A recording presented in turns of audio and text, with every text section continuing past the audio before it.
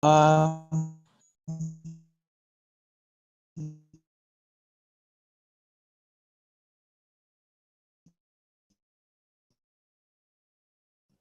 good morning, Monisola. Do you want to say something? For Laurentia, Monisola. Anybody else? And we're very punctual. Yes, please. Yeah, my name is Monisola Folangshaw. I'm joining from Lagos. Can you hear me? Yes, loud. Hello. Hello. Loud and clear. Okay, thank you. My name is Monisola Folangshaw. I'm joining from Lagos. I'm here to learn, understand new things about networking. I work in asset management space. I work with UTL Trust Management Services. I'm a compliance officer. Thank you.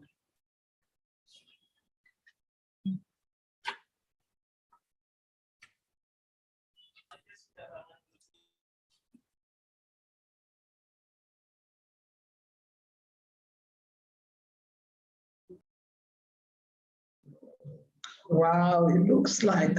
Hello, apologies, okay. apologies, I'm here. So sorry. Okay, sorry, I missed that. Did she introduce herself, Monisola for Laurentia?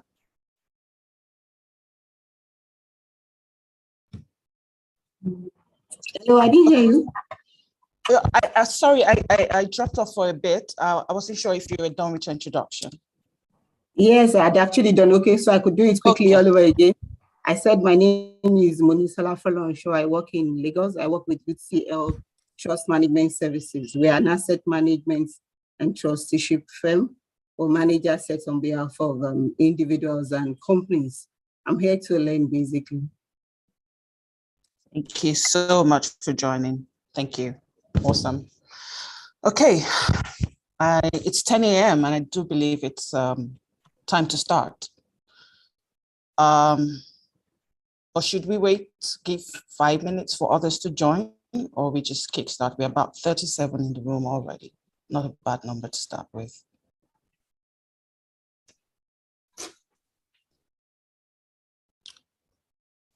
Hello. Okay. All right. Good morning, everyone. Thanks for joining. I think it's high time we just start this session. Trust you're doing very great. It's often said that when women gather, a lot of great things happen. So while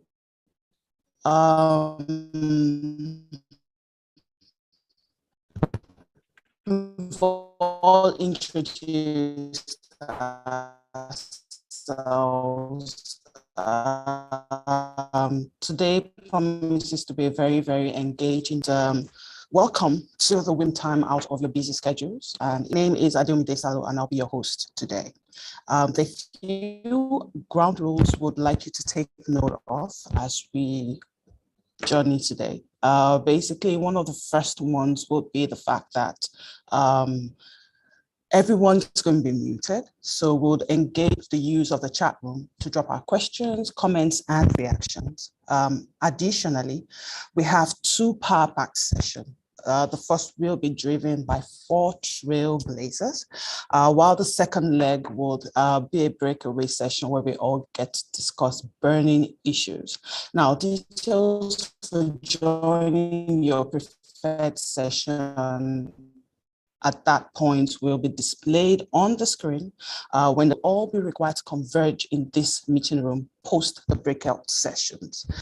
To spice things up, we have quite a number of freebies in the house for you. So please sit back, relax, absorb, and enjoy. And once again, you're very welcome. At this point, I would call on the convener of today's meeting. Her name is Hana Oyebanjo. Hana Oyebanjo is an outstanding woman. And basically, she is the managing director of Red Hood Consulting, an outsourcing marketing firm based in Lagos, Nigeria. She is the CEO Integrated Marketing Communications outfit. She's passionate about raising women in a wholesome manner, and she's the convener of the Women Networking Conference. a member of the John Maxwell team, and a public and keynote speaker sought after for so many trainings and speaking engagements in marketing, sales, personal development, and leadership. Hana, HO as she's fondly called, is a fellow of APCON, a notable industry icon with an impressive pedigree, a multi-award winner. She's a member of many industry groups, including Institute of Strategic Studies, Institute of Directors, to mention a few. Hana sits on the board of so many organizations across IT, education, marketing, communications, insurance. At this point in time, ladies, distinguished ladies, please join me in welcoming by giving a resounding applause to Hana Oyebanjo as she gives us the welcome address. Thank you very much.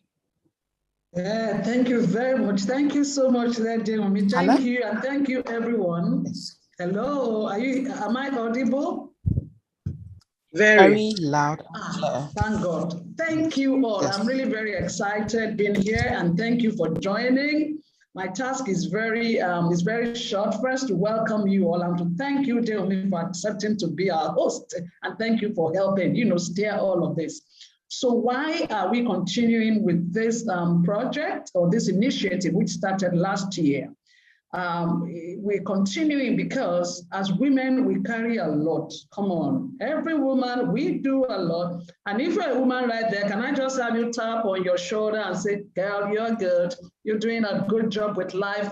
Are you doing that? Can I feel you do that? Come on, do that, baby. Oh, you know what? I'm going to now see you all. So back on the gallery view. Oh, thank you. Say that to yourself. Come on, baby. Say, Hana, you're doing a good job. You're a good girl. Come on. Oh, my goodness. And that's because, thank you. While you're doing that, yes, thank you. Because as women, honestly, we do a lot. And sometimes or many times, we take care of everybody but us. And that's why today, I'm really glad that we have a doctor in the house who's going to speak to the issue of mental health, how we can get our balance together in the midst of it all. I'm just trusting and hoping maybe next year's son, maybe we all have to go on a bridge party or something, everyone, the conference, we're going to have 2 days, 1 day just to put our legs up on the table, dance, guest dance, and come on.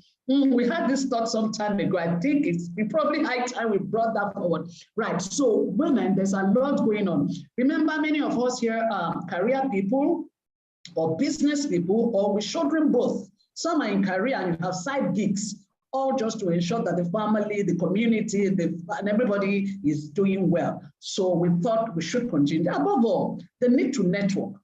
If I tell the story of my life, just like many of us, I'm sure you realize the kind of help you got from other people, sometimes male, sometimes female, but females have a way of just helping us, and I can go on and on. So we thought to create this platform where women can help women, and we've heard a lot of testimonials about what happened last year, how this has impacted the lives of people and everything. I'm not going to stop until I do very special recognition. I deliberately brought in some women into the room. I invited them in. It was deliberate, and that's because I know these are women you need to know. You need to know these women. You need to have an idea who they are, because someday you will need them, or you might need them. They are very open people. Some of them are mentors to me. Some are role models. Some are my peers. Some are, but they're just significant people in their space. And you need to know people. I can tell you that. You need to know people. One of the things about me, and I just want to thank God for that, is many times people will say, Hana must know. I believe that you are 3 people away to anybody you want to meet on earth. So when it comes to networking, somehow I'm able to pull 1 or 2 things. Hey, I'm telling you this now. So in any case, if you come to me tomorrow and say, Hana, do you know this and that? I'm going to want to be sure who you are before I make introductions. Okay, that's very important. But let me quickly go ahead and just introduce a few, just recognize a few people who are with us today. Some with us, some might not have come in, but I want to trust they might be in. So let me come into gallery view, and let me hope that they are within this space where I am, my page. So if they are there, you'll see them. Otherwise, wherever they are, maybe they will just, I don't know if they will have permission to unmute and just say, hello, hi, but let me speak to them. So you just have an idea, you know, who the people who are in the room today with us. First, let me start by introducing, by just recognizing Princess Sarah Adebisi-Shoson, OFR. She was Deputy Governor of Lagos State between 2007 and 2011. Incidentally, that was when I was Marketing Director at GlaxoSmithKline, just that period. She's a female enthusiast. She's the CEO at GRF Educational Services Limited. I call her Auntie Sarah. If she's here, thank you. I believe she's here. Thank you, Auntie. God bless you. Another person, Dr. Funmilayo Babintelan-Shai, she's my friend. So let me go ahead and say that first. You know, she's Managing Director, and CEO at Risk Analyst Insurance Limited. She's a woman of many parts. She's a networker, and I've learned a lot from her. So I want to celebrate you, Dr. Babintelan-Shai. We love you. Thank you. There's Christabel. Christabel Ojekwe is somewhere there, I'm sure. She's currently an executive director of business development at Nigerian Interbank Settlement System, NIPS. You know, we were at LBS together so many years ago. Christabel is a woman of different, diverse, areas. I mean, she plays in different arenas. I just want to celebrate you. Hi, thank you very much. I mustn't forget Adedoyin Odunfa. Now, when you think about women in ICT who are doing great work across Africa, just make a note of that name, write it somewhere, Adedoyin Odunfa, and then check her profile. I mean, she's doing a lot of work in terms of building, teaching, encouraging, spreading, you know. So women are really just there in different areas, and we are doing great. I just want to celebrate you. She's a friend, a sister. All right, quickly, let me also recognize my own big sister too. I call her big sister. You know, she's Pastor Mrs. Laolu Adefarasi. This is a woman who has been, you know, when it comes to career, by now I'm sure she would have been high somewhere there when it comes to her legal profession, because she was called to Nigerian Bar in 1981. Imagine that. But you know what? She abandoned all of this for the gospel. Oh my goodness, you know, she's the pastor's wife at Guiding Light Assembly. She's a mentor to many women. When I say many women, believe you me, she is there for many women. We celebrate you, Auntie Laolu. Thank you so much. Pastor Ruth Essin is in the house as well. She's the pastor of the Flourishing Family International Bible Church. Oh, but this woman has energy. I thought I have some energy, but my goodness, when I'm there, I'm like, oh, my sister. I mean, I think you are now. She's just everywhere, teaching women, encouraging them, you know, beautifying them and changing lives. Celebrate you, baby. Thank you. God bless you. Another person who I really cherish and I love her, and I thank God that I met her. All of these names, take note of them. These are my people. Okay. Mrs. Debola Atoyebi, she's actually an apostle, you know, but you see, these are people who are doing great work when it comes to spiritual dimensions, and in career or business, they're just outstanding. Okay. So she is an educationist. She's a lifestyle mentor. She's a coach. She believes in empowering women, I mean, for free. I mean, as in, she does a lot of stuff and activities and initiatives with women, especially pastors' wives, women in ministry. She's an author, she's a publisher. Pastor Debbie, love you, darling. God bless you, my darling sister. Thank you so much. We have in the house today someone who is going to speak to us later on. She's been a big sister to me, and I remember, oh my gosh, she put my wedding together those years, those years. She's a coach, a publisher, a pastor. She's a strong inspiration to me, honestly. Yes, she's been for like 30 years, about 30 years ago. Yes, I want to thank you. Auntie Bimpe, God bless you. Thank you. I know you're going to have a session with us later. Bimpe Inshallah, she's not in Nigeria. She's based out of US. Some people are here in this program today from the US, and I saw somebody from Cameroon and all around, somebody from Abuja all around. Thank you, we love you, thank you. my Praying Parents Network contact. God bless you all. Right, quickly, don't worry, I'll soon be done. Just give me a few more, 3 or so more minutes. Bimbe Bamboshe Martins, my goodness, my sweet sister. She's a leadership expert. She's a youth development advocate. She's a coach. She's very involved. When I say very involved with youth matters across the world, because she's an associate with the United Nations and she does great work. You know, these are women God has endowed us with and blessed us with. Celebrate you, sis. You're wonderful. Thank you. Let me quickly recognize another, a bro of mine, a sister, and she's just also very energetic, very result-oriented. She's currently the Director General of the Chartered Institute of Insurance, Nigeria. Her name is Chartered Insurance Institute of Nigeria. I mustn't miss that, Abimbola Tiamiyu. Thank you. I know you're somewhere there. God bless you. Okay, now 2 or so to go, 2 more to go, because I'm now going to tell you, don't worry, I'll recognize you later as I see you. I know you're many here and you're wonderful. Let me quickly call out Mrs. Adwaki Yemiju. Oh my word. She's a woman of, I don't know, she's inspired me in the past 20-something years. Auntie, as I call her, she's a president of Dancer Christian Mission. She's a chairperson of Association of Christian Schools International. She's a very humble woman, but she's an achiever. I mean, you need to see and know what God is doing through this woman. She beats us all to shape. You know what I mean? She encourages, she prays, she does everything. Auntie Adu, we really truly love you. Thank you very much. Okay, so let me start by introducing the next, someone who is going to be our keynote speaker today. My God. Equal baby, she's my big sister, but she's, she's my sweet friend as well.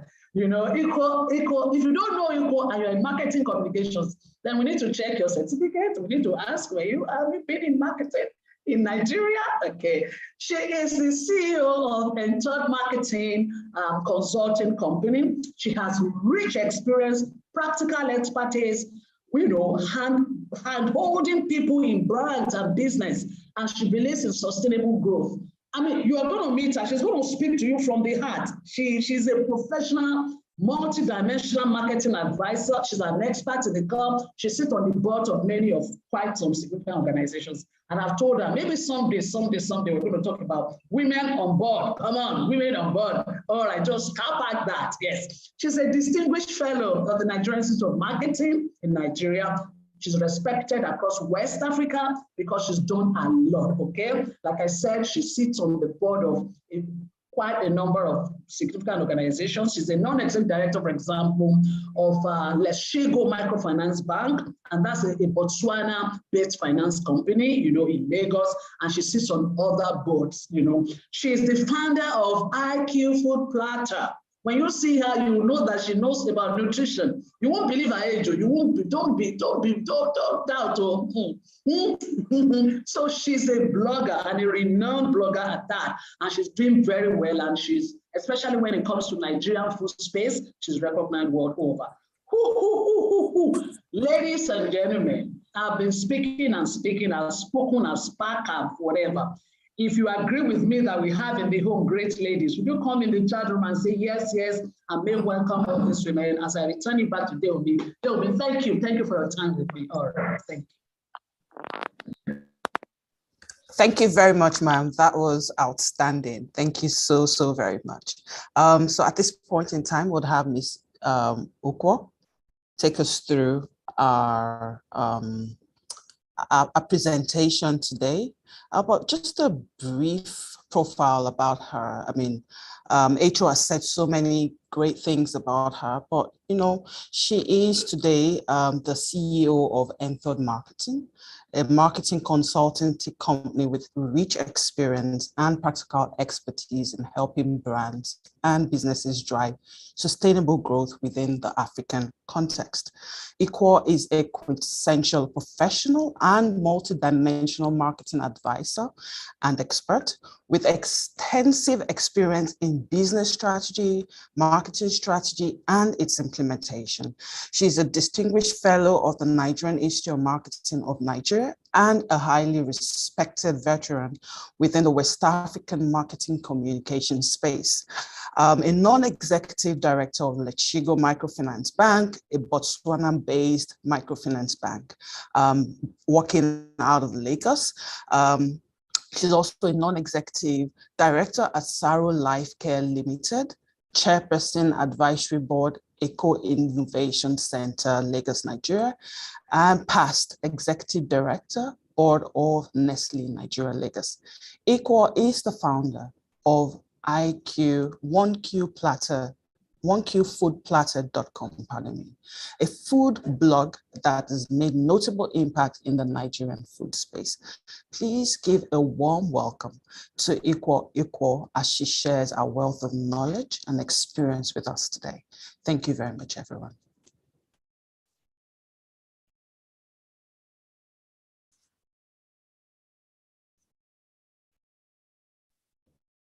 Okay, good morning, everybody. I hope we're all hearing me loud and clear. Loud if you and can, clear. at least. Yes. Okay, thank you. Yes, thank you so much. This morning is going to be talking about attaining success in a gender-biased world, and we're focusing on career and business. But before I go on, I understand we should be having at some point about 200 or 300 women joining from all over. You know, we have some on YouTube or Facebook, and we have some on the Zoom. Look, what Anna has put together here, you know, women networking. Last year, we had a blast. I had a blast last year, even though I was in and out of a meeting, but certainly I know that I made a lot of contacts that I have continued to sustain till this time. And I'm looking forward to some learning. Forget about the fact that Anna decided to give me this role of a keynote speaker. I'm here to learn. I'm here to share a little bit of my 66 years life, or should I say, maybe 40 years working life. That's what I'm about to share here. So Anna, thank you so much. Most of us don't have the kind of energy that you have, but you know, kudos to you. For me, when I look at the picture of success, Anna is, you know, for me, picture of success, because beyond all the marketing accolades and all of that, what she's doing here is phenomenal. And that is impact. And we'll get to talk about that a little bit, which is beyond all the Gucci bags, beyond all the CEO chairs. What are we leaving behind? Before I forget, today is, or this month, should we say Happy International Women's Month, because the day, you know, has passed, but we continue to celebrate women this month. And the theme for this year, as we all know, is breaking the bias. Breaking the bias. So let's dive in. I have 20 minutes, which is what Anna gave to me. Let's see how I can run through this in 20 minutes. This is a picture of who we are as women: CEOs, astronauts, mothers, sisters, business owners. You know, I sometimes say, look, God created us with full options. You know, when you think of a car, you know, when they say a car comes with the full option, AC, you know, everything in the car, leather seats and all of that. I believe God created women with full options. You know, is the same woman that would take a flight, like my friend shared with me last week, a 6-hour flight from Nigeria to UK, lands in her house in London, drops her bag and runs into the kitchen to cook for the family. It's only a woman that can do that. It's the woman that would come back from a harrowing negotiation meeting, drop her bag in the kitchen, still in her suit. And she's asking, have the children done their homework? And she's checking on their homework and possibly making a meal before she settles down to herself. That's who we're made of, and that's what God has made us to be. But with all of these dimensions to it, a woman comes the challenge. And that's why the focus on, women would continue to be until we achieve or attain that parity that we deserve and we're looking forward to. But in this journey, there are quite a lot of challenges. And what I have put here is not exhaustive. If we decide to talk about some of the challenges we face as business owners and women in career, I'm not sure we're going to leave here today. I mean, the top on the list is gender stereotyping. Think a little bit. How many women do you know that are factory managers, except of course when they own that factory? How many women engineers are celebrated like that?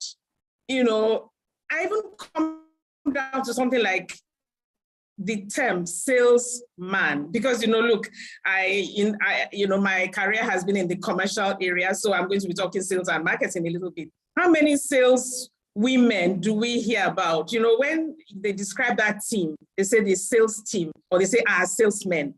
These are some of the things that we continue to face. Of course, you look at lower earning capacity for the same job as a man. I don't know where this idea came from, that construction job that we have all bidded for, I don't deserve to get the same value as a man will get. I think there's something at the back of the mind which says that, okay, a woman has a man supporting her. Forgetting that that woman that went to bid for that job might just be a single woman, she might be divorced, she might, whatever. So we do not always have a support system financially, when we go, but however, sometimes we get lower earning capacity. And it's an area where I always say women, we have to put our feet down. Delayed career progression, sometimes this happens depending on when you got married, when you start having a family. Sometimes for us is as late as mid-30s before you start having that family. And for most organizations, by that time, you're almost climbing your career ladder. And, pregnancy sometimes is not a good sight within the, corporate office. And so by that time, you're taking off to go have, look after the baby and all of that, your male colleagues are moving up. But ladies, if I could do it, I had 3 children in Nestle and I still got to the board of directors, I think we can all do it. Some of these things should not be an obstacle to us. Lack of confidence and ability in some male-dominated industry. Sometimes we have to work twice as hard to gain confidence of male colleagues or superiors who are males. By the way, sometimes this thing is even coming where you have a male as a subordinate. It looks as if, the boss would have to be standing on your feet. Perception that a woman in business is likely to be of easy virtue and possibly a target for harassment. If you know what happens with that lady who does Bene, Lagos, importation of rice, or should I say black markets, importation of rice, she's faced with customs guys. When she's coming in, you can't believe, I've heard stories, in that area. Perception that a female entrepreneur would not make a good wife is there in our society. Then access to finance for business, oh my goodness, the women are hard hit in that area. Sometimes they're telling you your husband has to, be the one to get this loan for you and all of that. And then they're telling you to bring all manners of things to get this loan. Sometimes we have lack of spousal and family support. It's good for women to make, strides in their career and their businesses. For some women, it's a challenge for the husband. As soon as she starts to have this visibility and she starts to move up, there's a problem. Sometimes the husbands are very cooperative and supportive, but the family is there for you to face, which is, this one that she's a deputy governor. Isn't it a night that should be sitting with all those men? What kind of wife is that? We get all sorts of those kind of comments. But for us, because we're talking about success, what does success mean to you? What is your own picture of success? I mean, the last time I checked, so success success simply means accomplishment of an aim or a purpose. What does success mean? Does success mean, yes, I've grown, climbed the corporate ladder, I have a good house, I have, my children are in Ivy League schools, indeed, I'm even a chief in my community, I'm married, I'm settled, I can take out my family for 3 times a year for holiday. Is that what success means to you? Personally, I think maybe we should redefine success. Because for me, yes, success is the goal, is the final point. When you have done all that you need to do and you accomplish that, that's success. And we define it in terms of business, in terms of career. But there is a plus for me, all that is good. But what about impact? How have we impacted this world that God brought us into? What are we leaving behind when we close our eyes and we're no more here? What would be said of us? Certainly for Hana, I would say she's the one that organized the women mentoring network. And for those people I mentored, connected with, women networking conference. For those women I connected with, I would always remember it was on account of Hana Oyebanjo that I met this person. I would not remember whether she was the CEO of Redwood or what accomplishment she had in marketing. It is about how Hana has made me feel. So I'm just saying, beyond the material bits, the accolades, we should start to think again, what is success? And beyond that, for me, yes, success is the destination, but how about we enjoy the journey of success? Whilst we aim to be the CEO, whilst we aim to sit on the board, whilst we aim to have multi-billion naira businesses, I hope we enjoy the journey. So, a little bit about me. Look, social media is like that. It gives you information about people for as long as you want to get. You can get quite a lot about me from social media. But briefly, let me just say that this is a lady in her early 20s that from the southeastern or south part of Nigeria, from Oron. I don't even know that many of you here know where that is on the map of Nigeria. Come to Lagos with her parents just before the Civil War and lived most of her life in Lagos, and then finally went to school at University of Nigeria in Nsukka, where she read nutrition and dietetics. And so I joined Nestle Nigeria right after my NYSC, armed with a degree in nutrition and dietetics, and was plunged into a career of medical detailing. But medical detailing I only did for 1.5 years. If I waited that long, I'm not sure I would have lasted in Nestle if that was all I did. But let me fast forward from there, became the first marketing manager in Nestle Nigeria, and then moved on to sit on the board of Nestle Nigeria. I have since retired, and as Wimi said and Hana said, I am now running my food blog, 1Q Food Platter, and I'm enjoying the best time of my life. Of course, those board meetings keep me active and keep me reading more and more and more. What have been the learnings along this journey? And I'll share this as we go along. Because we all come and talk about how we got there, how we achieved success, but the road was not straight and easy. If you're armed with nutrition and dietetics and you have never read marketing, you can imagine the struggle. But where there is a will, like they say, there's a way. So that's briefly that, just so that I don't spend too much time there, because what I want to do is to share with women. I always say that women, we are, we operate our lives in basically 3 triangles. And this is where people keep on talking about work. I don't believe there's a balance there. Sometimes that side of the triangle could be longer than the other, but in some way we try to manage things. So the question I ask is, who are you? It's important that we do some SWOT analysis of ourselves. What are our strengths? What are our weaknesses? What are the threats? And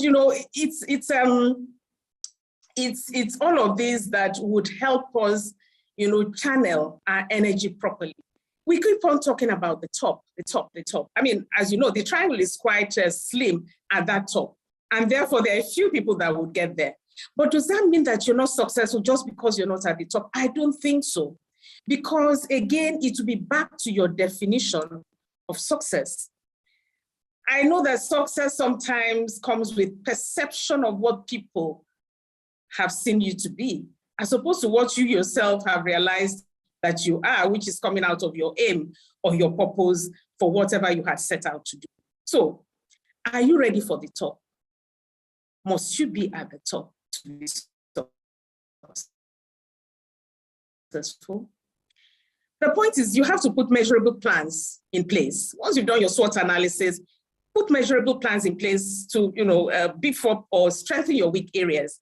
When I joined the board of Nestle Nigeria, the first thing I needed to do, I'm not a finance person like that. Yes, I knew enough finance to manage the brands that, I was responsible for. But I needed to understand, how do you read the financials of a company? How do you ascertain that this company is doing well based on those numbers? Guess what? I, got a junior colleague in the company to sit with me during break times to take me through the financials of the company. The second one is, who are you in the community? Because, like I said, when all the work is finished, it's something else. See, today I know much better than I would have maybe 7 years or 8 years ago. When you have left the organization, I mean, of course, my complimentary card always read equal Nestle Nigeria at the top and that. When you walk in somewhere now and Nestle is removed, who are you in the community? So I said, who are you besides the job? Look at your passion. What can you do with it? Impact is not just at the top, ladies. Help others. And precisely what I've been saying at the beginning, what do you want to be remembered for? The last point there is, how is the home front? Stay close to the children if you have them, if God has blessed you with them. Because trust me, at your later years, you'll need them certainly more than they need you. And I can say that because I'm experiencing that. Make time to have quality time with them. There is an acronym which I always use when I'm talking to women, and that is apply SSCM. And what does that mean? Is suffer, catch more. What does this mean exactly? And I'm going back to, when they say you might not have spousal support or family support. Look, I remember a junior colleague who was asked to, go on expatriation to Dubai. She was so excited. The next thing she said, Mrs. Suko, I'll be going with the children. I said, oh, so is your husband aware that you're going with the children? He said, no, now, just so that they have a better opportunity. I said, oh dear. I said, you're leaving this man in Lagos and you're carrying the children. Okay, so are you coming back to meet him or not? I said, look, we have to understand how we play this game. If you have a man that is supportive and is open, fair enough. But trust me, not many are. That you just, wake up one day, you have to have prepared his mind. And sometimes, I always say, act as if your job is not even important, by the way. This Dubai, if it is not how it is, what should I be looking for in Dubai? After all, Nigeria is better than Dubai. The man starts to see the whole thing in a different light. It's just about native intelligence, ladies. Now, parents with equity in mind, the boys are the ones sitting and watching football with daddy, and the girls are the ones helping you in the kitchen. We can change the conversations, even in our homes, when we talk of equity. The last point there, but not necessarily the least, and absolutely I think for me is the number one. Where do you draw your strength from? I draw my strength from God. I draw my strength from Jesus Christ, my Savior. So who do you draw strength from? But because ladies, trust me, when all these basbos, like they say, come upon you, and there's nowhere for you to go into your closet and cry and draw strength from, it could be challenging. Let's move on. And this bit is the one I say we should look at, carefully. I start from your big plan. Break your plan into written form. Where are you headed? Because we said accomplish. So you're successful, you want to accomplish something. So what is that thing that you want to accomplish? Have you written it down? What does that picture look like at the end of all the hustle and hassle? Share the plan with the family, take them along. I mean, if your plan is that I'm going to be the CEO, your husband has better know what it takes. I took a decision, and maybe because, like I said, because of time, I didn't want to go into the details, but let me share this here. At some point in my career, I was told that I was going to, there was potential that I could be the CEO of Nestle Nigeria. But how was that journey going to look like? I was going to first go to Sierra Leone and head Sierra Leone. From Sierra Leone, I was then going to go to Guinea and head Guinea market. From Guinea, I was going to, I think, Cote d'Ivoire, I was told, before finally coming to Nigeria to be the CEO. So what that meant in my calculation was that I was going to be somewhere like 10 years, 8 years away from my family. I took my decision that it was not going to work for me. Does that make me any less successful? No, it doesn't. Because guess what? The day I sat on the board of Nestle Nigeria, the first meeting, my chairman then, Chief Olusegun Osunkeye, said, you know what? We didn't bring you here just because you're a woman. We brought you here because we know you're going to add value.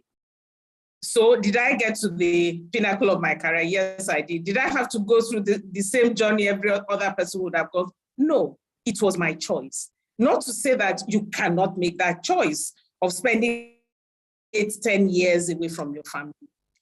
Now, having decided what your big plan is, what's your strategic career plan or even business plan? Because here we're talking about business and career. Make moves where opportunity presents themselves, but your eyes have to be open. You have to have eagle eyes to know where those opportunities are.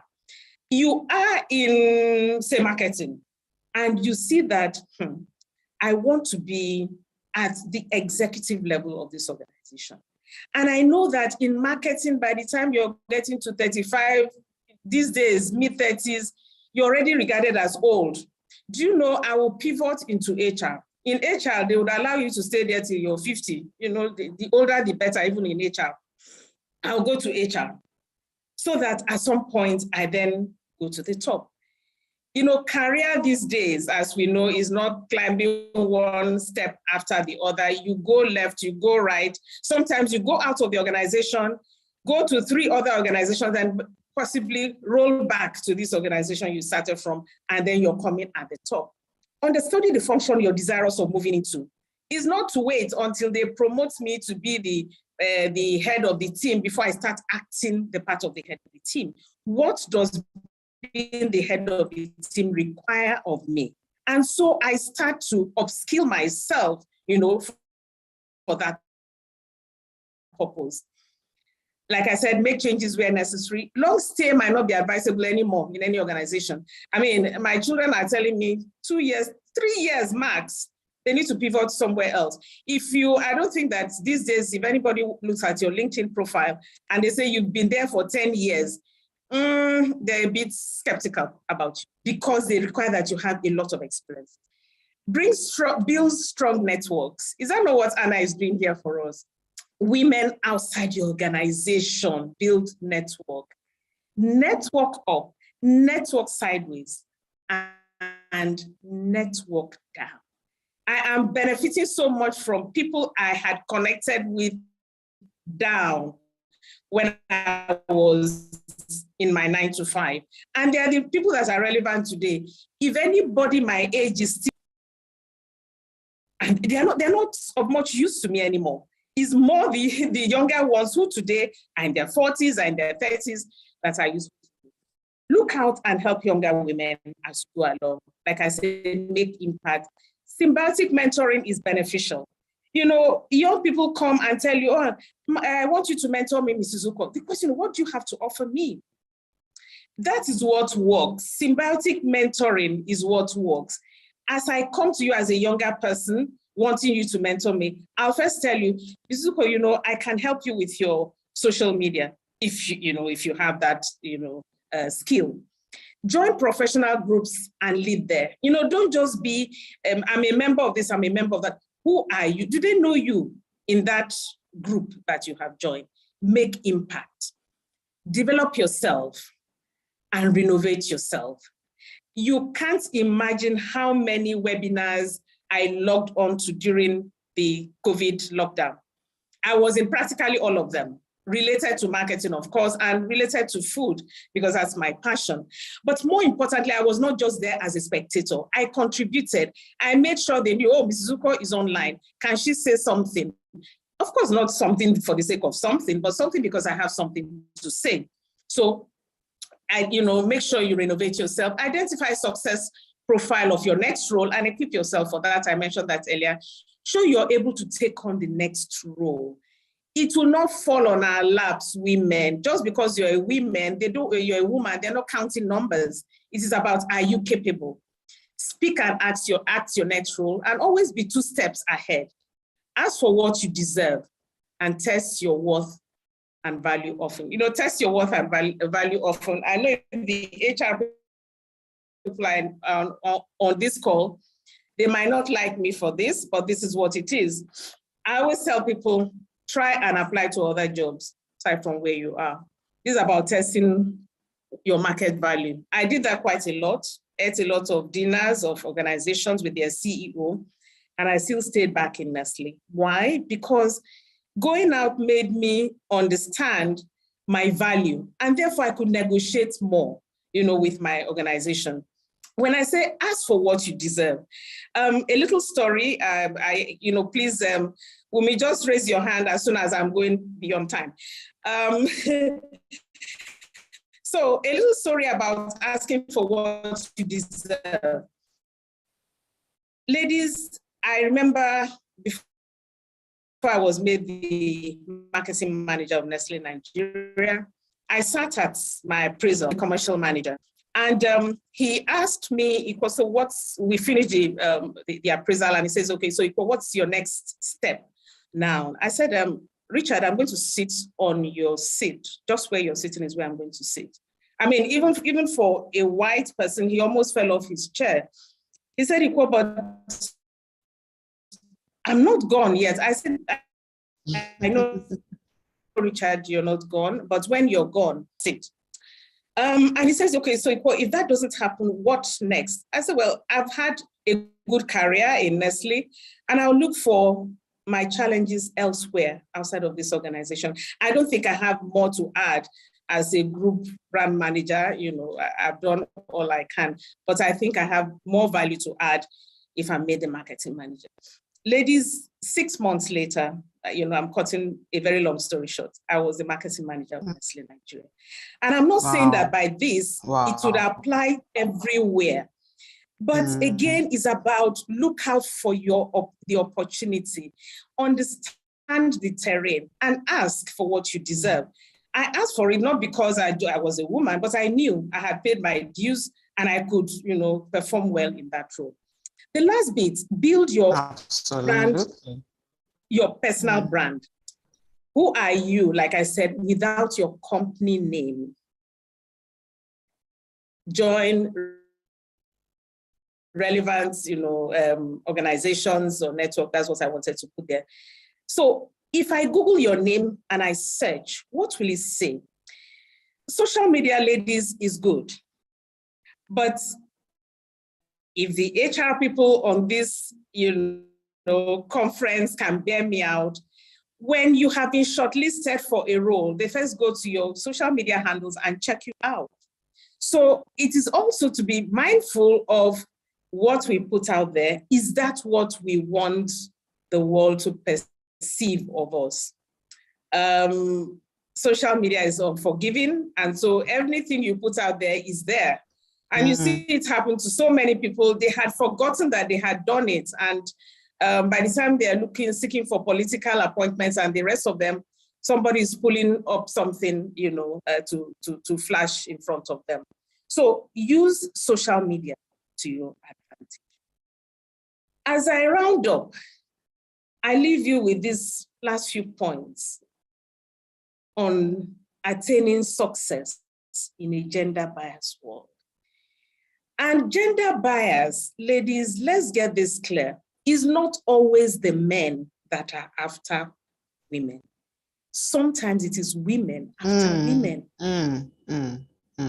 So let's note that. So on a last note, paint your picture of success. What does success look like to you? Write your goals, whether it's a career or enterprise. Where do I want to end up? How does this whole thing, what is it that I'm looking for? Determine how you will get there. That's your strategy. Like I said, I want to be the CEO of a multinational. You know what I'll do?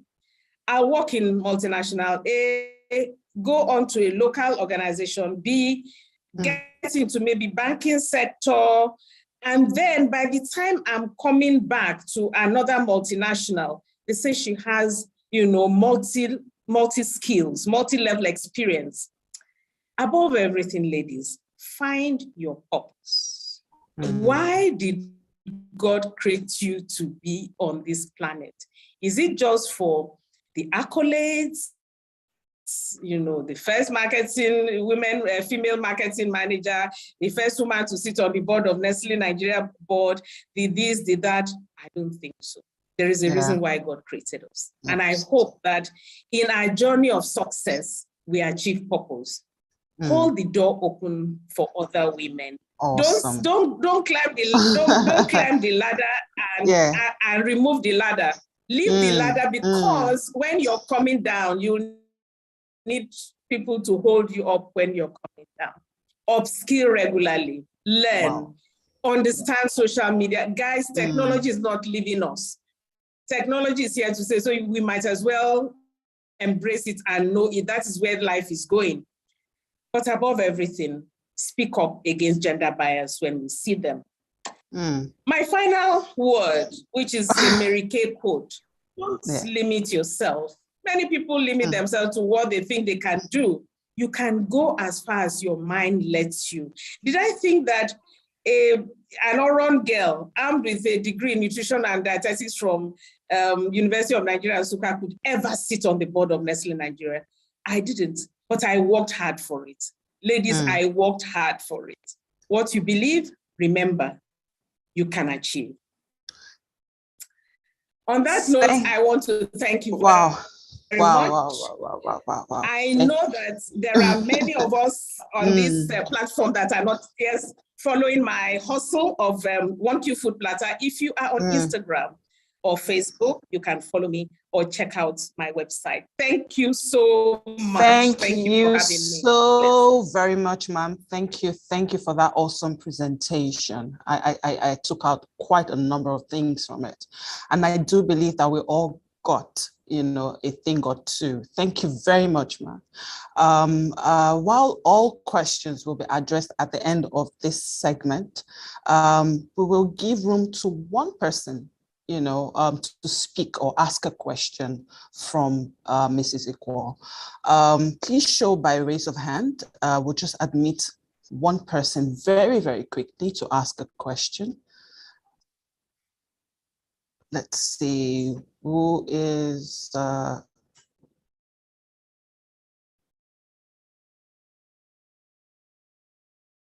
Okay, I don't see any hands up. No questions for Madam Uko. Okay, in the absence of any questions, please continue to drop your questions in the chat room. We'll be taking them after this segment is over. And seeing that there is no hand raised, I will move very quickly onto our next speaker. Yet another Amazon. Her name is Morenike Molen. Morenike is the founder and creative director of Oak Antique, arguably the fastest growing full service interior design company in Africa today. Morenike holds a degree in industrial maths and another degree in financial maths and computation from the University of Leicester in the United Kingdom.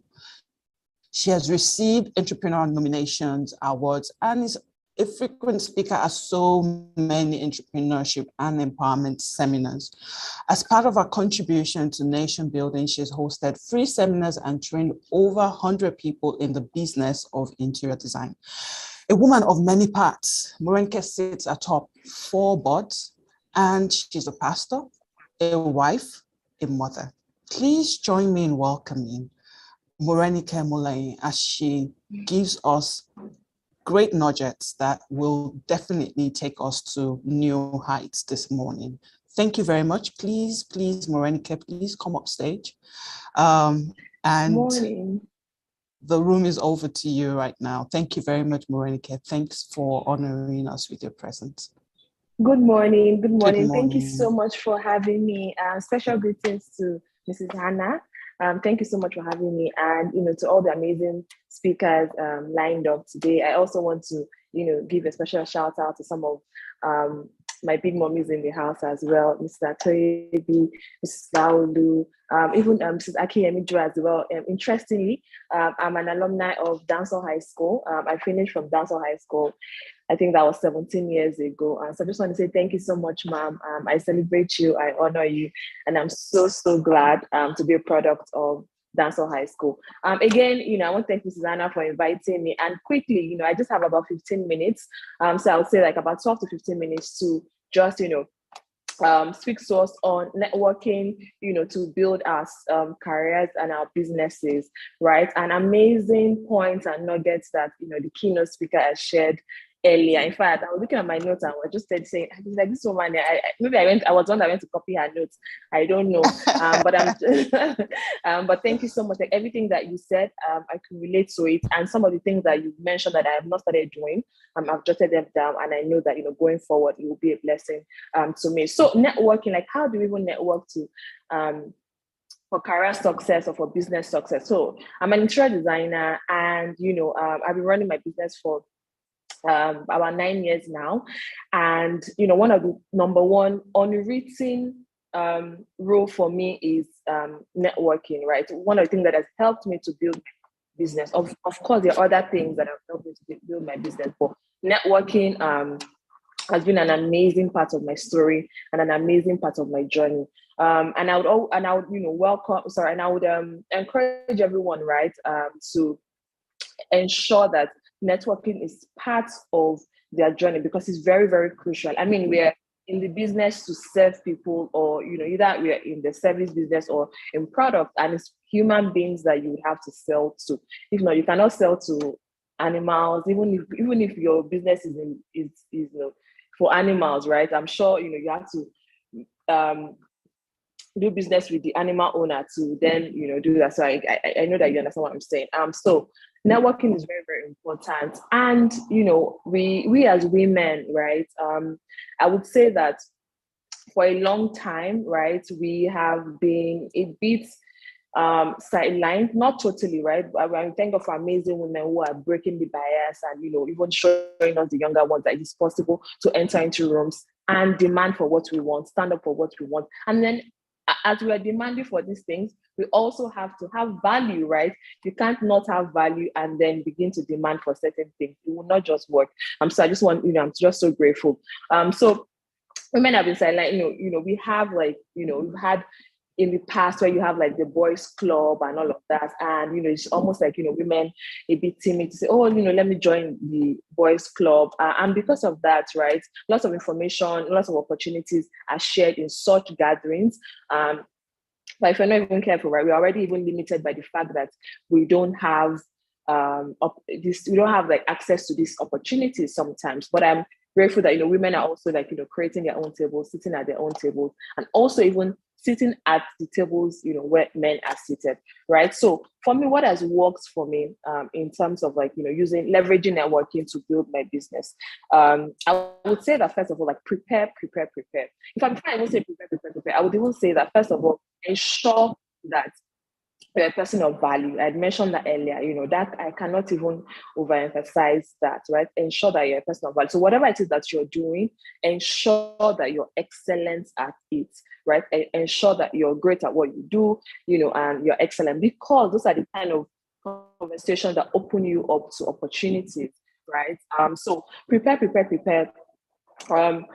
Ensure that you always have like your elevator pitch. So you have been praying to God that God, please bless me, let you, windows of heaven open up onto me. And then you meet Dangote in an elevator, or you meet, this is after you be in an elevator, and you want to sell yourself. I know you're just saying, oh, hi, ma, oh, very nice shoes, very nice bags, and then, they'll just take the compliment and that's it. And then you've lost like an opportunity where you could have marketed yourself, or projected what you do, and who knows, you never can tell where that will lead. I remember that there was a day that, I went for a birthday party. Well, my children went for a birthday party, and so I took them for that birthday party. And honestly, I didn't even want to go for that birthday party, but I just went because my husband was not available, so I had to go. So I sat down, and I remember, there were so many people there, parents there, everyone just minding their business. The ones that had like their cliques, they were talking with each other, but I didn't even have anybody except for the celebrant's mom, who was my friend. And I remember that, I just said, why would I just keep quiet, at an event like this? And so people that were around me, I made small conversations, I spoke to them. I was even particular about the guys present. And so, I was bold enough to, introduce myself, what I did, just had like small conversations, ensure that, I had something that I could tie with the stories that they were sharing with me, something mutual. And I remember that, after the event, thankfully it was in my estate. And so I'm just sharing this personal experience with us so that we can connect. And so I remember that, I went back home, and then at this time, my husband had come back from where he went to, and he was like, oh, how far? I'm hungry. And at this time, I'm like, man, like, as I'm like this, I'm even extremely exhausted. I'm tired. I'm not sure, maybe it's Indomie that you eat this evening. And he was like, Indomie, like, what about your friend that, just had a party? Why don't you, go back and see whether we can get like left them food, they have like food and all of that. I said, okay, that's great. I did not want to go. But I just said, you know what, as the obedient wife that I am, let me just go. And so I stood up and I went. And so everyone had already left. So the host and some of his friends, they were sitting, in the living room. And me, I just came with my container to collect jollof rice and leave. That's the aim. That was the entire reason for being there. And so, but again, they were talking and, just talking about some projects and all of that. I just said, oh, hi, my name is Morenike. I'm an interior designer, and then if you have like any, and this is what I do, we work on both residential and commercial spaces. We worked on 5-star hotel. We worked, outside of Nigeria, Rwanda, Dubai, Ghana, just, really selling myself and the amazing things that we do at Oak Antique, right? And then, one of the guys said, oh, really interesting. Funny enough, my boss has been on my neck. We need an interior designer, for a project that is in Abuja, over like a very big project, or like, going over 9 figures. And he was like, we've had like 3 meetings with different people, and my boss is not just impressed, right? So, and this was on Sunday evening. And he said, are you available to go to Abuja tomorrow morning? I'm like, what am I doing with my life? I'm available now. Let's go. And they actually thought I was joking. I was like, no, just send me the address, and I'll be there immediately after I collected my jollof rice. Unfortunately, there was no jollof rice. I remember. So I even went home, empty container. But then, I had gotten this information. I called one of my colleagues in the office and said, you know what, you guys, we are going to Abuja tomorrow morning. Let's book our tickets, yada, yada, yada. By 6:30, so no, the flight left Lagos 6:30 a.m. and then by 7, we were already in Abuja. I called the guy and I'm like, I'm already in Abuja. And he's like, it's a lie, you're joking. I said, I'm here, right? And that was how, we got connected to the project. We actually did get the project, right? And that's just like one story about how networking can help. But guess what? In networking, you also have to project yourself out there. It's one thing for me to just keep quiet. It's one thing for me to be opportune to some things and I just keep quiet. And another thing for me to be bold enough to ask, and demand for what I wanted. And, I was like, what's the worst that can happen, right? The worst that can happen is at least I've told somebody about what I do. It might not materialize now. It might be in 2 years' time, it might be in 3 years' time, but at least I've deposited what I do into somebody such that when I'm not in rooms where they are and somebody requires my skills, they can definitely recommend me. So that's one of the interesting and beautiful things about networking, right? Another thing will be make networking a daily habit, right? So what is your strategy? Like different people have different strategies. It might just be, when you get somewhere, you just say, this is my card. For me, because, I'm very jovial, I'm a very, people say I'm very happy, I'm very nice. So I play to my strengths, right? I will not, and I'm true to myself, right? So I allow my authentic self show. So I won't go into a room and act like what I am not. I will use what I am comfortable with to get what I want. So I will go into a room and be genuinely nice, right? Ask people how they are, how they feel, how are you doing? Compliment somebody genuinely. So every day, you never can tell, who you would meet. I've had situations where, I'm speaking to somebody that is a PA, and generally somebody might see that person and say, I'm not even talking to this person. This person is not even on my level. Meanwhile, that person is PA to Tony Elemeli, right? And Tony Elemeli doesn't have time to be looking for who is going to be an interior designer to come and design his offices. No, it's people that are, is a subordinate or, is PA, or those are kind of people that they would delegate those tasks to. So, there was something that keynote speaker said, and I wanted to share, right? It was network up, network sideways, and network downwards, right? It's really, really key. Networking upwards for me right now, like, for my mentors, I'm asking them like, how can I bring value to them? Like, what is it that they need?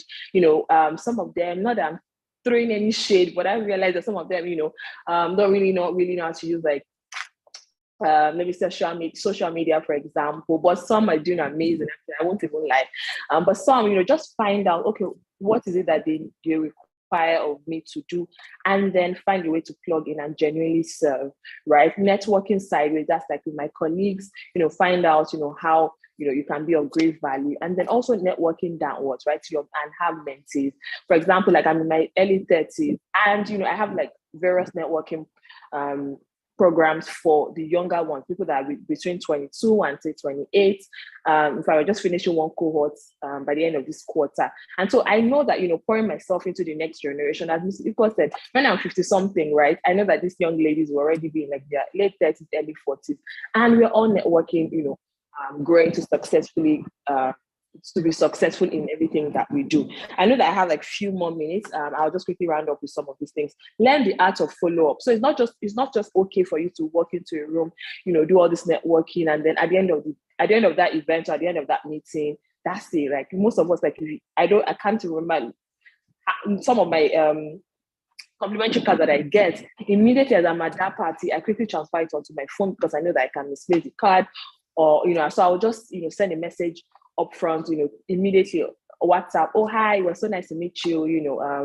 I look forward to whatever. Just craft something, right? So sometimes it can be very overwhelming, right? If you have lots of people to always follow up on. So I would say that create a database, find a system that works for you. For me, what I do, and I do this, not only with people that I meet, not only people that, that are friends with, I also do this with family as well. So my in-laws, my husband says that I know more about his family than he does, right? So I will create a database. So I'll probably choose like 2 or 3 days, in different times of the month. And then all the people that I want to call, that I know that, okay, they prefer calling, I will call them, even if it's 10 minutes. Oh, hi, mommy, how are you doing? Just checking up on you. And for those that are, text messages or even emails, right? So for people that you meet, right? Once you have their emails I know that it might not be easy for you to call all the time.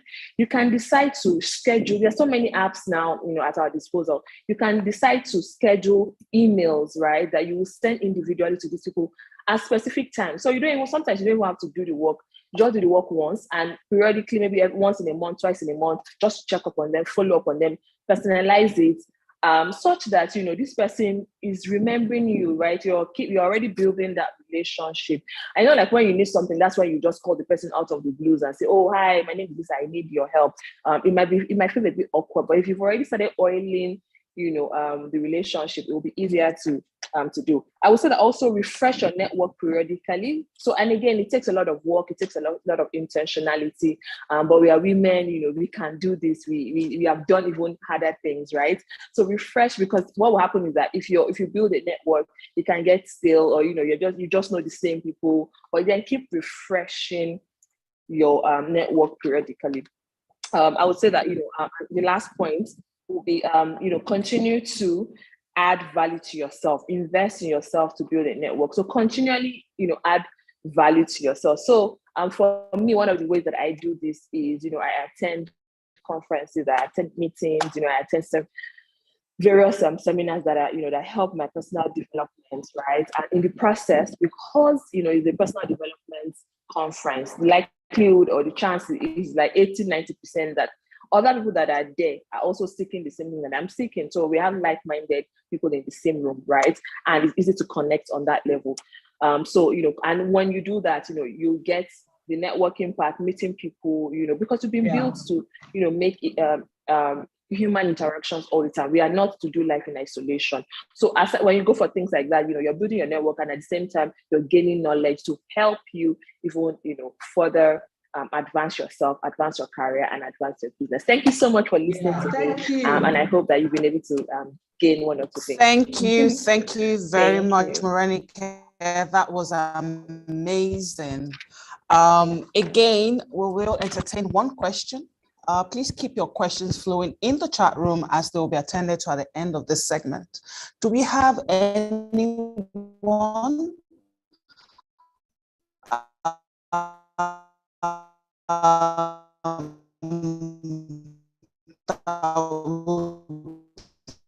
Like to ask Morenike a question directly? I see take questions at the end of this amazing presentation. I learned a thing. So, it's often said that all work and no play makes Jack a dull guy. So in this case, makes Jack a dull girl. So we're going to spice things up a bit by having the fastest fingers. Right now we have some gifts for you, and if you simply follow the instructions on the screen with your fast fingers, you just might be able to scoop some for yourself. So can we have our gift displayed on screen, please?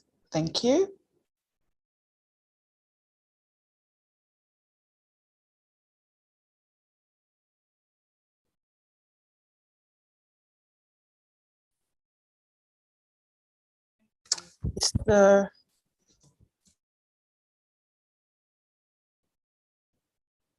Is the gift coming up right now?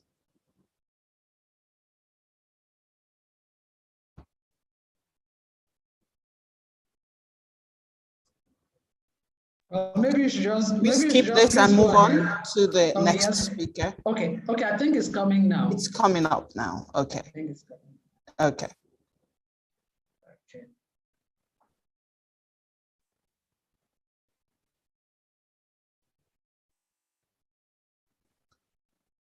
Okay, so that's 9 mobile airtime for you to grab, basically. I would like to know who won this. Do we have a winner already? Because I know some people's fingers are ultra fast, like super duper fast, so. Do we have a winner? Anyone gotten this yet?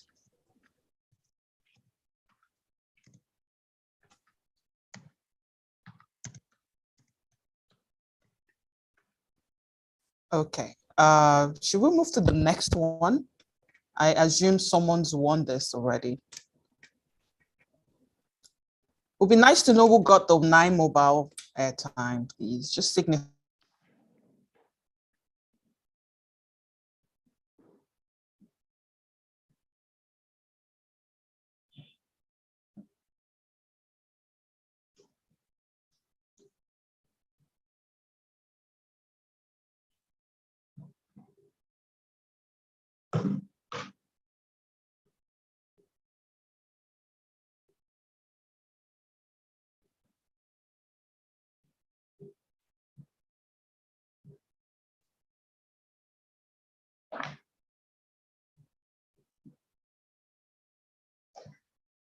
Hi, Deumi, someone got the 9 mobile. It came, Agbabi Akago.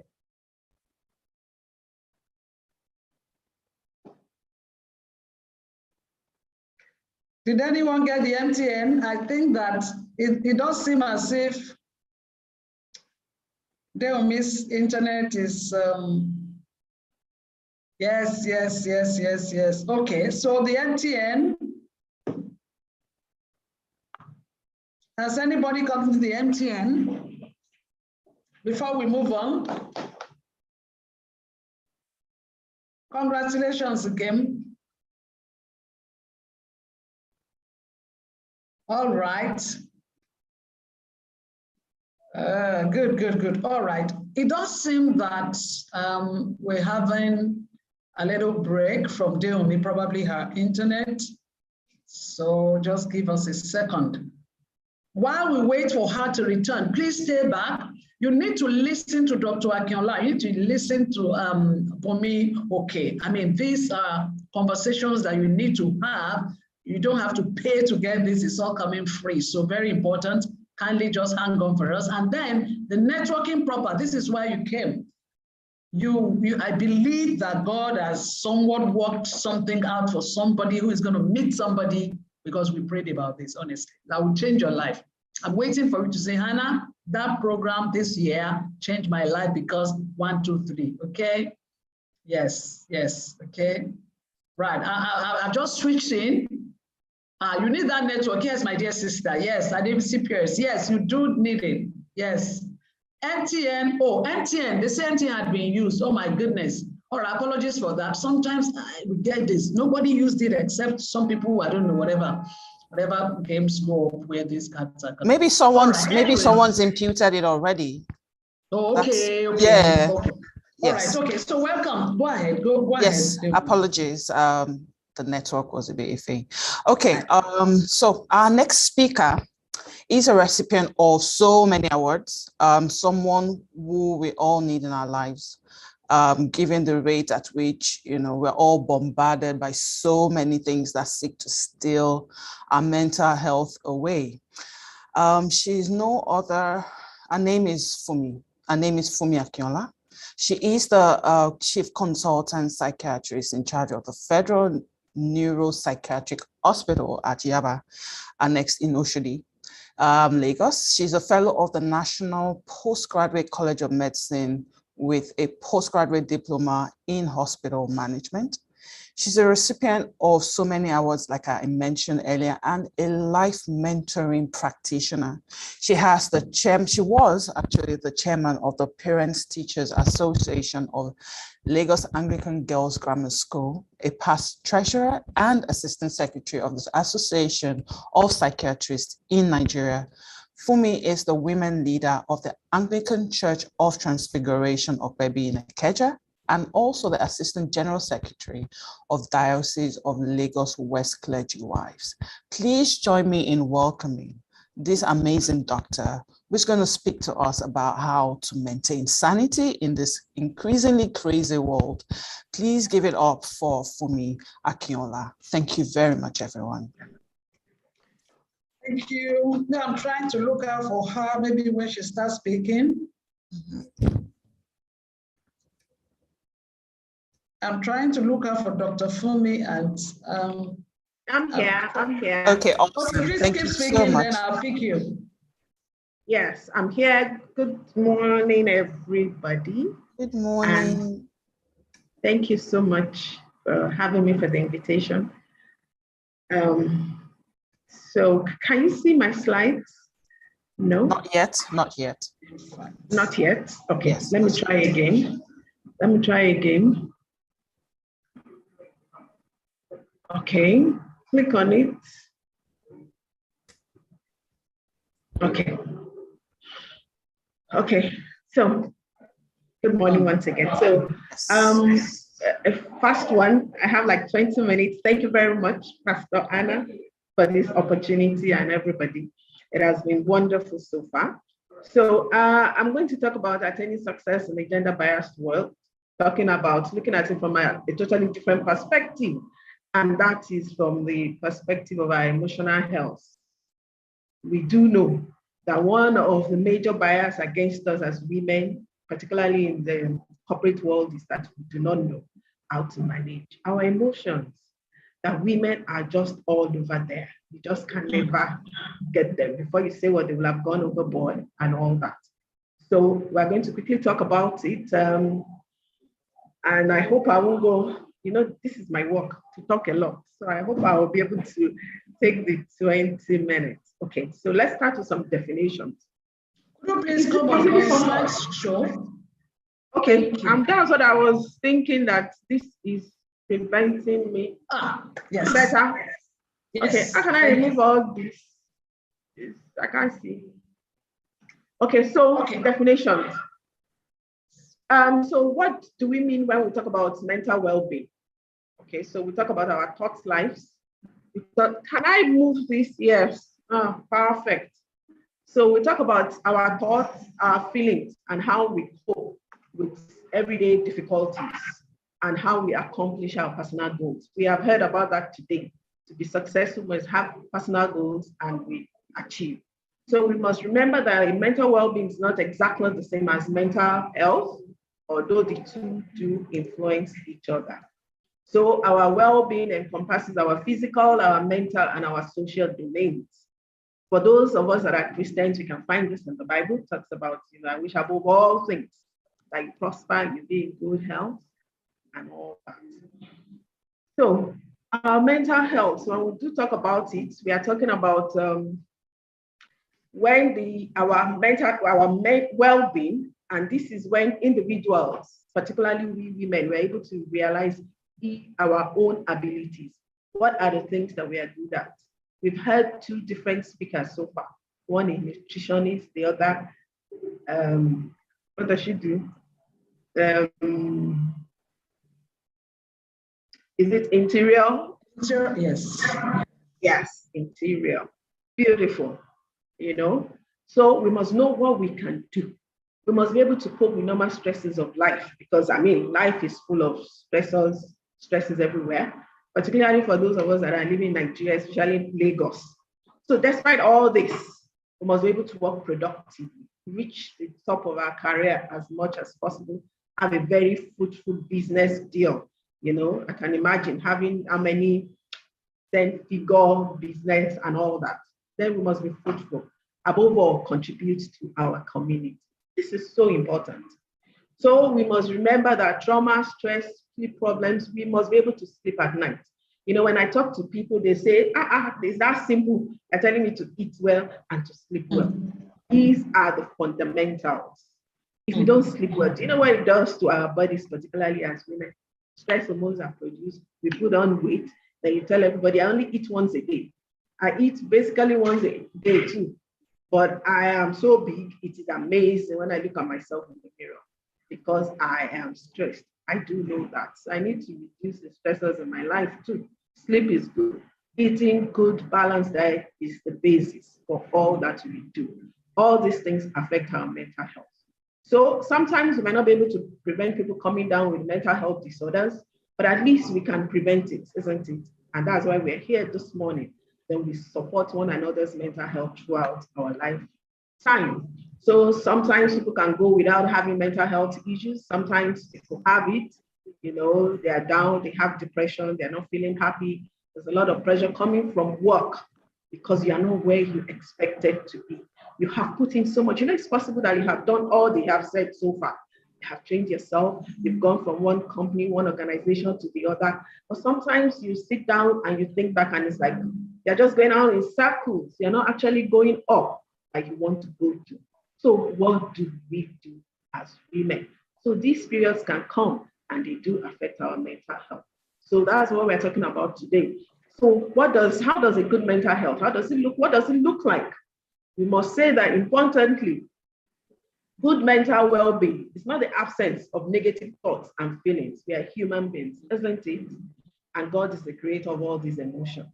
So we will have them. So when we have these feelings, how do we cope?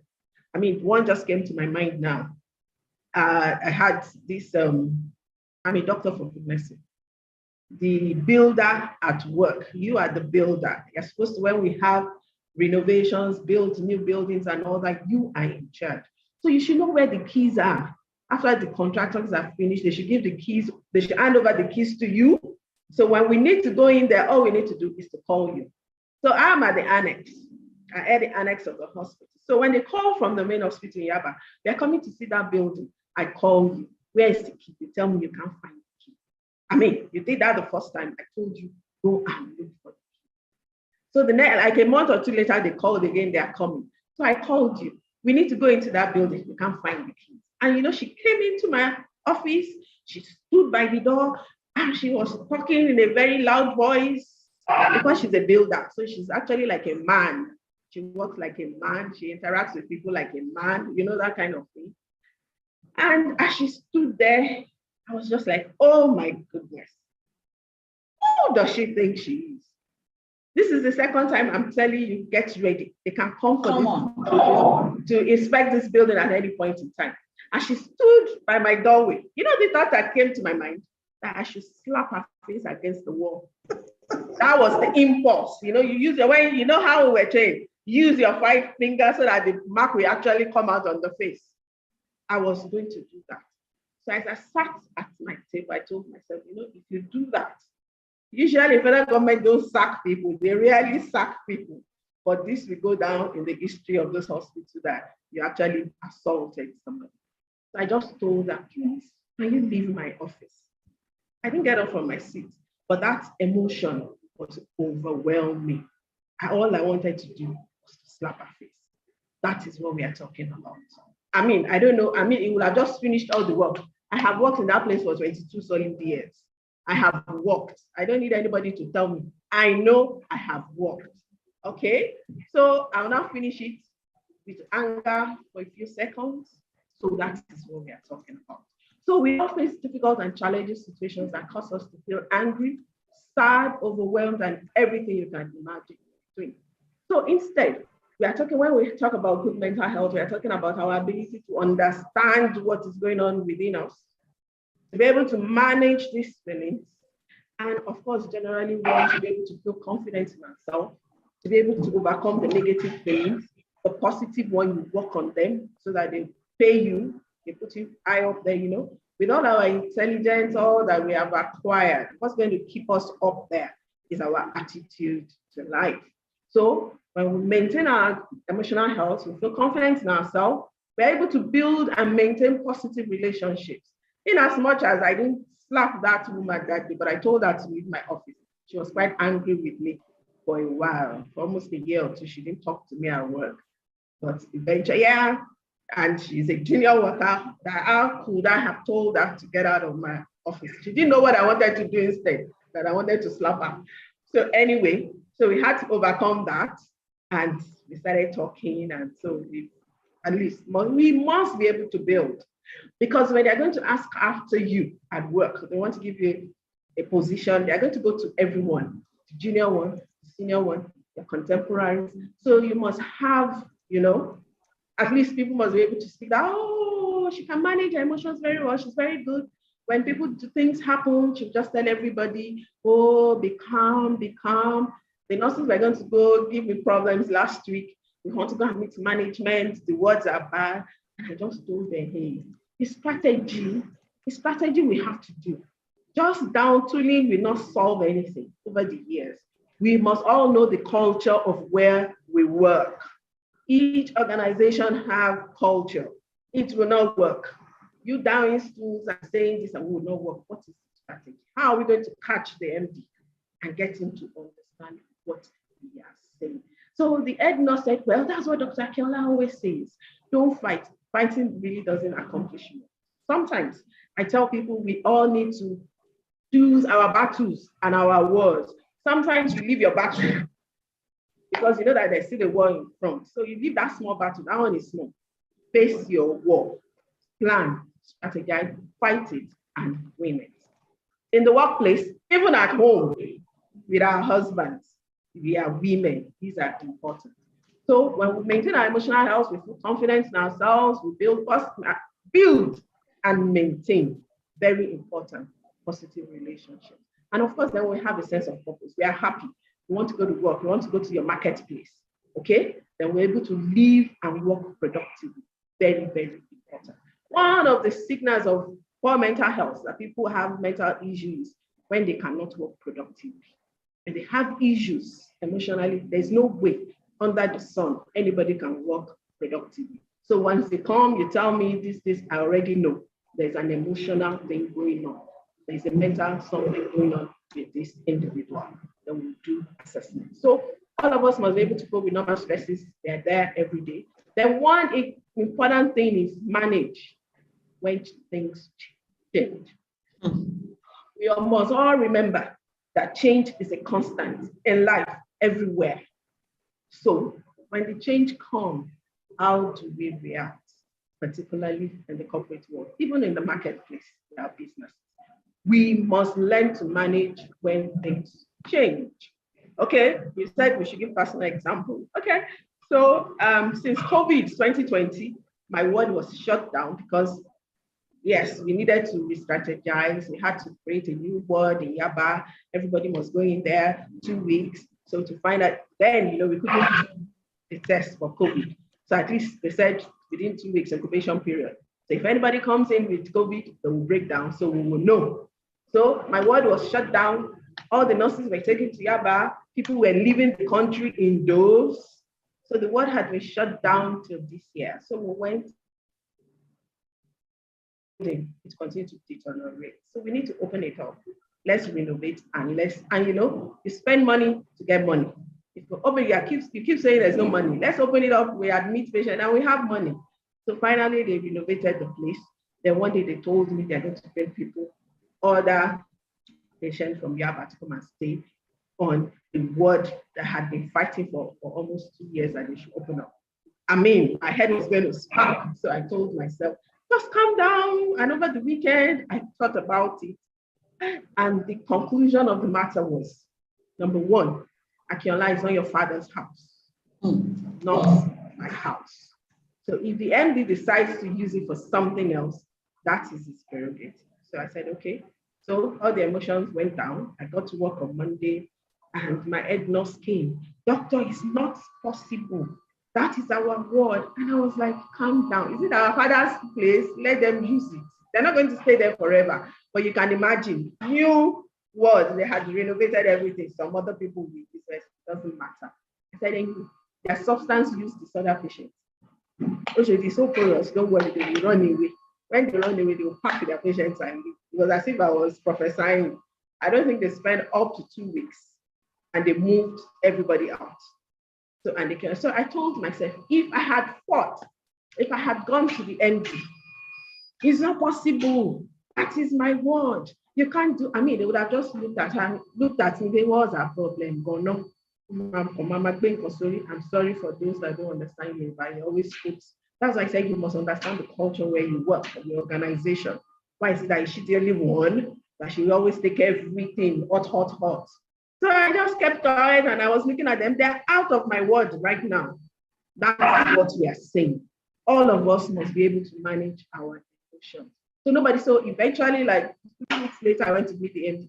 I said, MD, at my word, this was what you did. He said, sorry, I forgot and all that. And he apologized.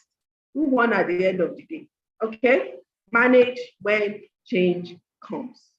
So our mental health can be affected by big major life events that sometimes we don't have control over. For example, you're not being promoted, illness, redundancy, If you have emotional, we know that depression is like number one, or rather number two cause of morbidity all over the world. And it causes absenteeism because people are just not there. They can't assimilate anything, they can't concentrate, they can't remember because they are depressed. So there's no way they can come to work and meet deadlines. So it's one of the major causes of absenteeism in organizations. So all these life events can happen and cause mental health problems.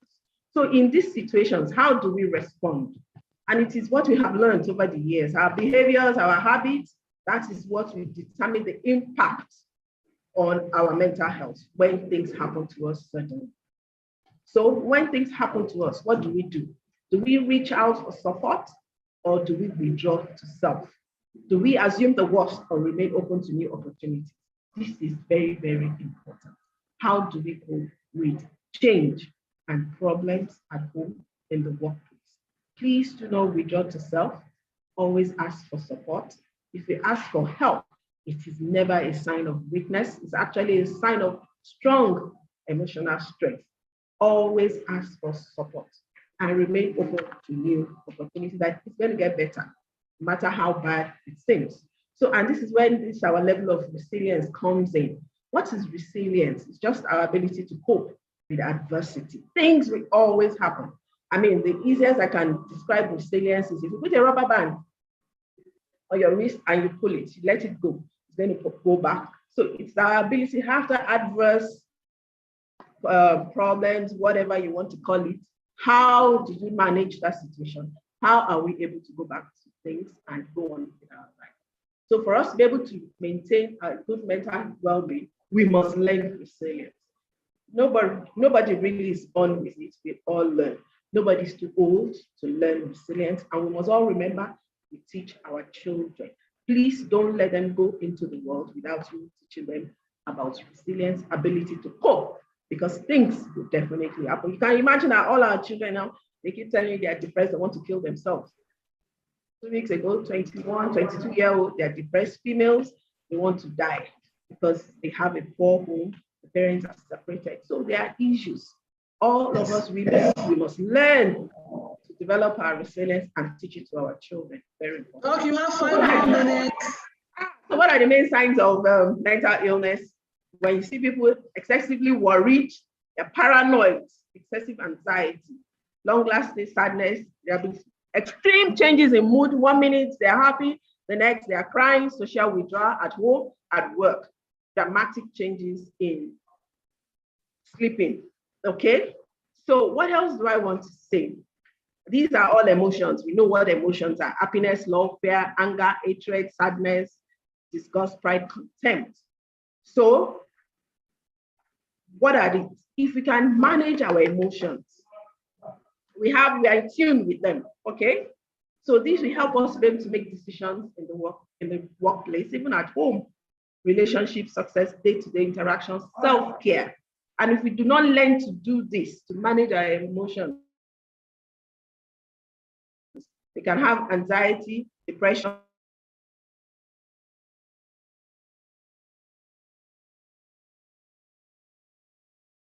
problems, muscle tension, pain, difficulty to use it. So friendship difficulty in relating to others, problem for the children and all that. So how do we manage? Can you hear me? Yes, please. Can you hear Yes, me? we can. Yes, Yes, we can. Yes, we can. Internet was, okay, so how do we manage our emotions? We aim at regulation and not repression. Okay, so what does that mean? Identify, I'm angry right now, I'm upset right now, I'm happy right now, I feel like cutting somebody's head off. I actually want to strangulate my husband because he didn't give me that money or he didn't allow me to go to where I wanted to. Acknowledge that emotion. Don't suppress it, which is consciously. Don't repress it, which is unconsciously, okay? Because this will prevent us from experiencing these things. Don't ever sweep your emotions under the carpet. Talk about them. Acknowledge. I know somebody, once she wants to strangulate her husband, she will call her first son. See what your father did. And that one said, you have been there for over 30 years.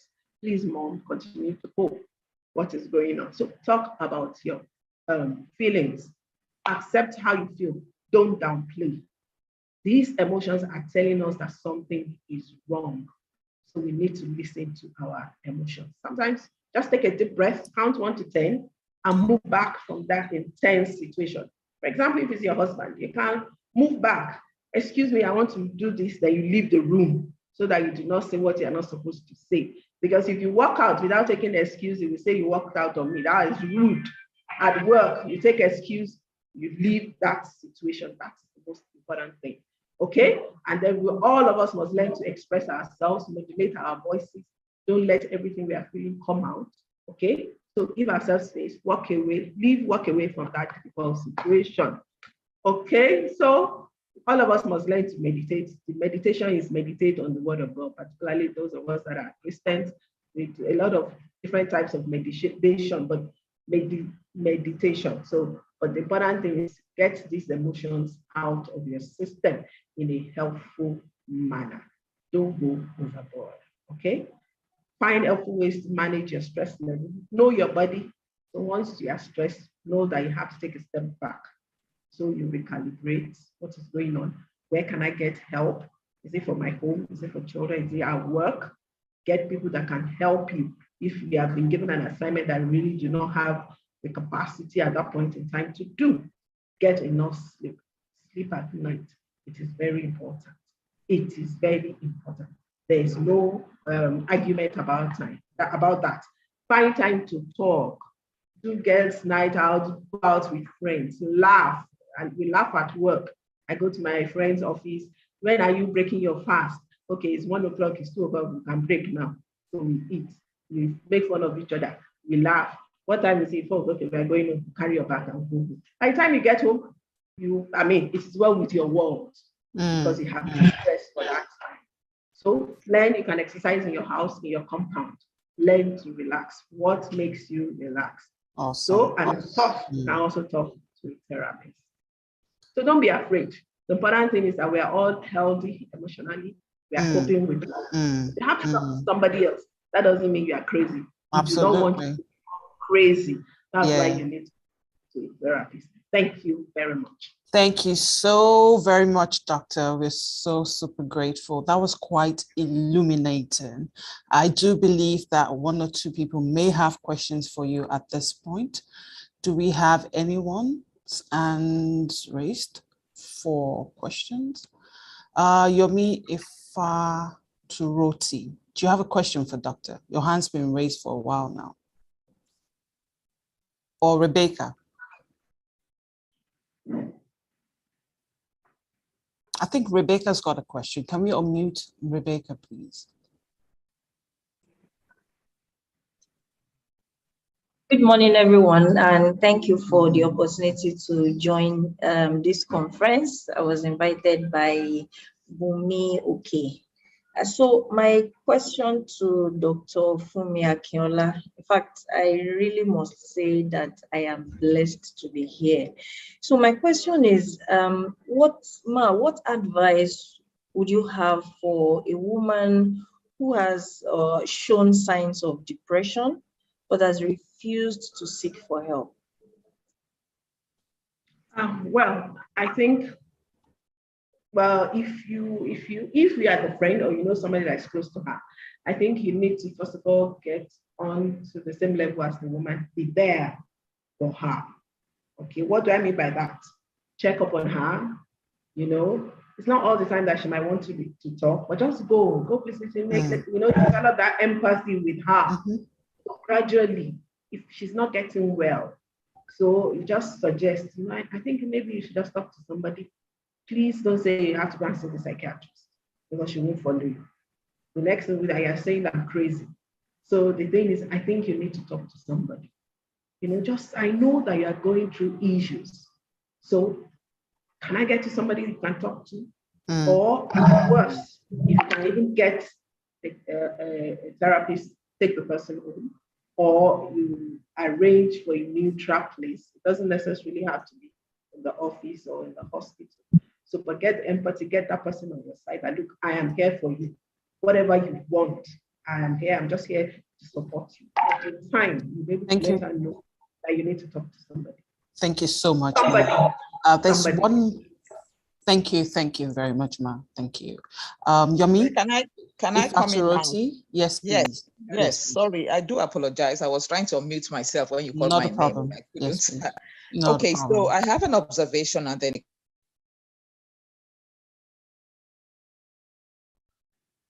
We can't hear you anymore. You're now muted.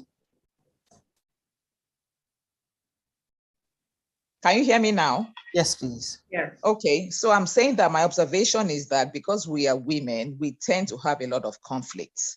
And I think that we all need to go and just study up on how we can respond to conflict when it happens. And that the fact that you avoid during a conflict, you avoid, like the Dr. Akinola said about wanting to slap and not slapping.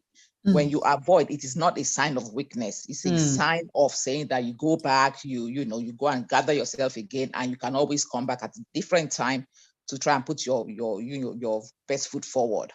Yeah. My question is this: at over 60, right? I'm tending to sleep a lot less. And she said that we need to sleep, 8 hours a day or something. But you know, when you grow, when you get older, there's just, it doesn't happen. Yeah. It just doesn't happen. Yeah. And so is there any advice that the doctor can give us as to how we can get more rest? That's one.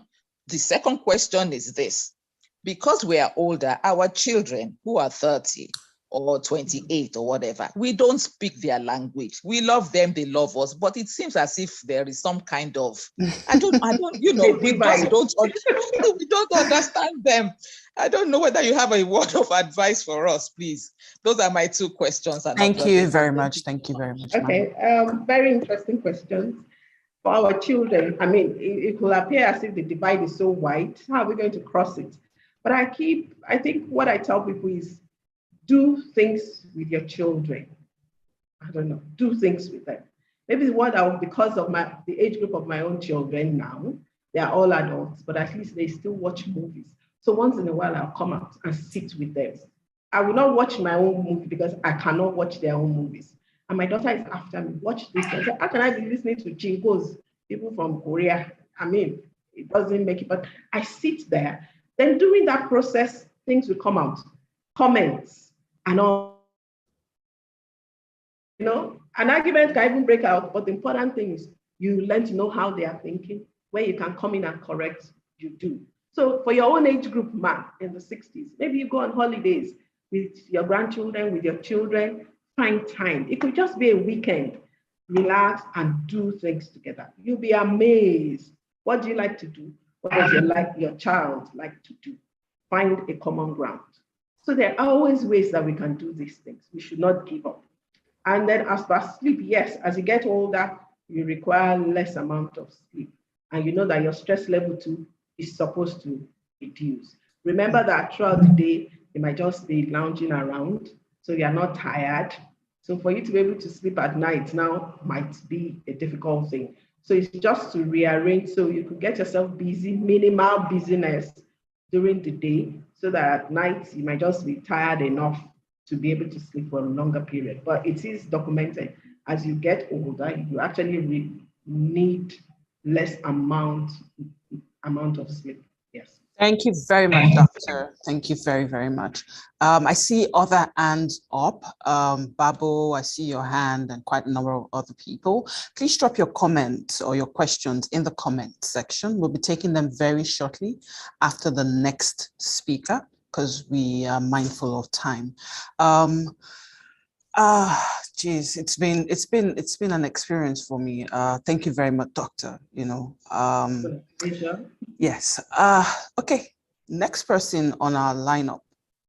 Or perhaps we should give a few minutes, 2 minutes again, for those who have super fast fingers in the house to get themselves some airtime. So at this juncture, if we can please display on the screen the airtime up for grabs. Let's have some people top up their phones, basically. I've not seen Airtel so far, so that means I can't. Oh my gosh. Okay, all right, so we have yet another MTN airtime on the screen. Yeah, so Airtel, we've not seen Airtel, you know. Okay, so MTN people and Letisa people seem to be, seem to be reigning right now. So please help yourself to that very quickly. I believe we have a second one. I'm sure the fastest fingers have imputed those numbers already. So let's go for the next one, please, before we go. Oh, finally, we have an Airtel. So to all the Airtel people in the house, please help yourself very, very quickly before we go to our next speaker in the next few seconds. Oh, thank you, thank you, thank you. Abayomi got the MTN, thank you. Awesome, thank you, Abayomi, for indicating. Okay, all right, so at this point, I think we should move on to our next speaker. Next on our lineup for today is a trailblazer, you know, a woman of many firsts.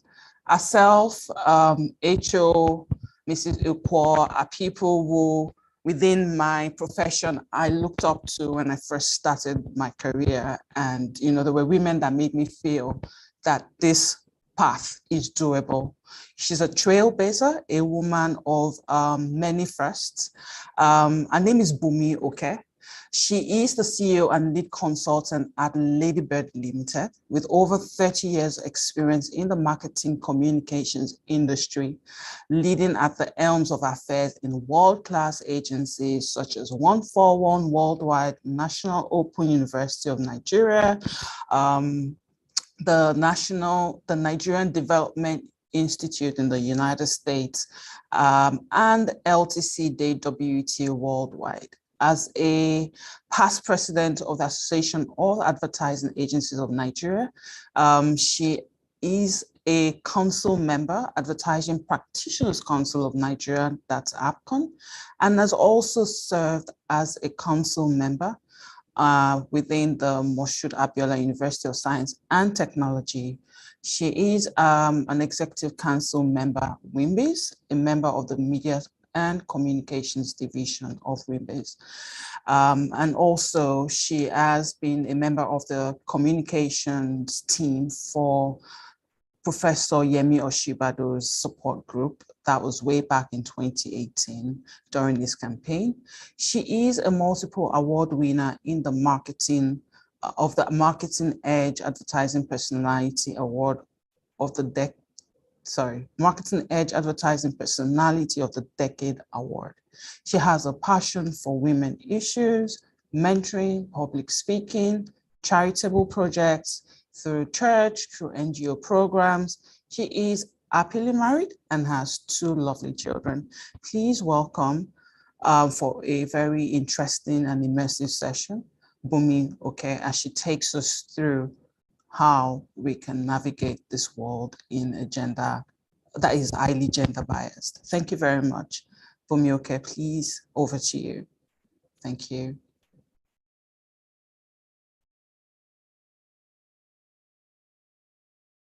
You're mute. We can't hear you. Ma'am, you're mute. Please unmute yourself.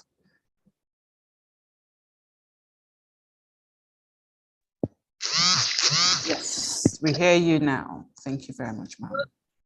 That's the beauty of technology. Thank you. So chapter 1, we can hear ourselves. Good afternoon, I hope. Yes, ma'am, loud and clear. Loud and clear. Thank you for this. Yes, please.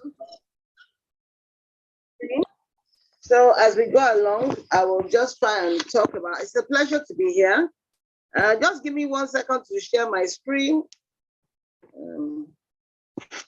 Sorry, just a minute. Some of us, I would have been doing that before we started, but let's see. I couldn't get the sharing right. So let me just do it in 1 minute here. Okay. Okay. Just give me 1 minute and I should be all ears.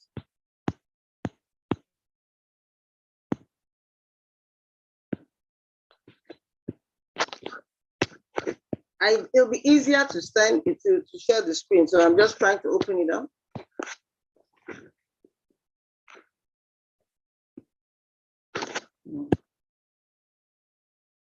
Just a minute, please.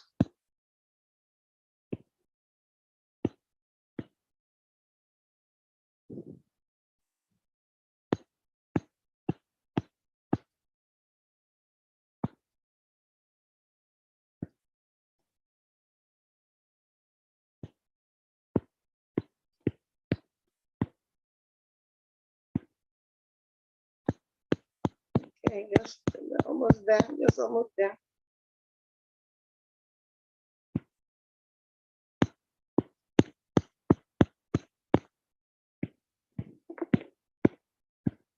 Just a minute. While we go on, let me call someone to help me open it up.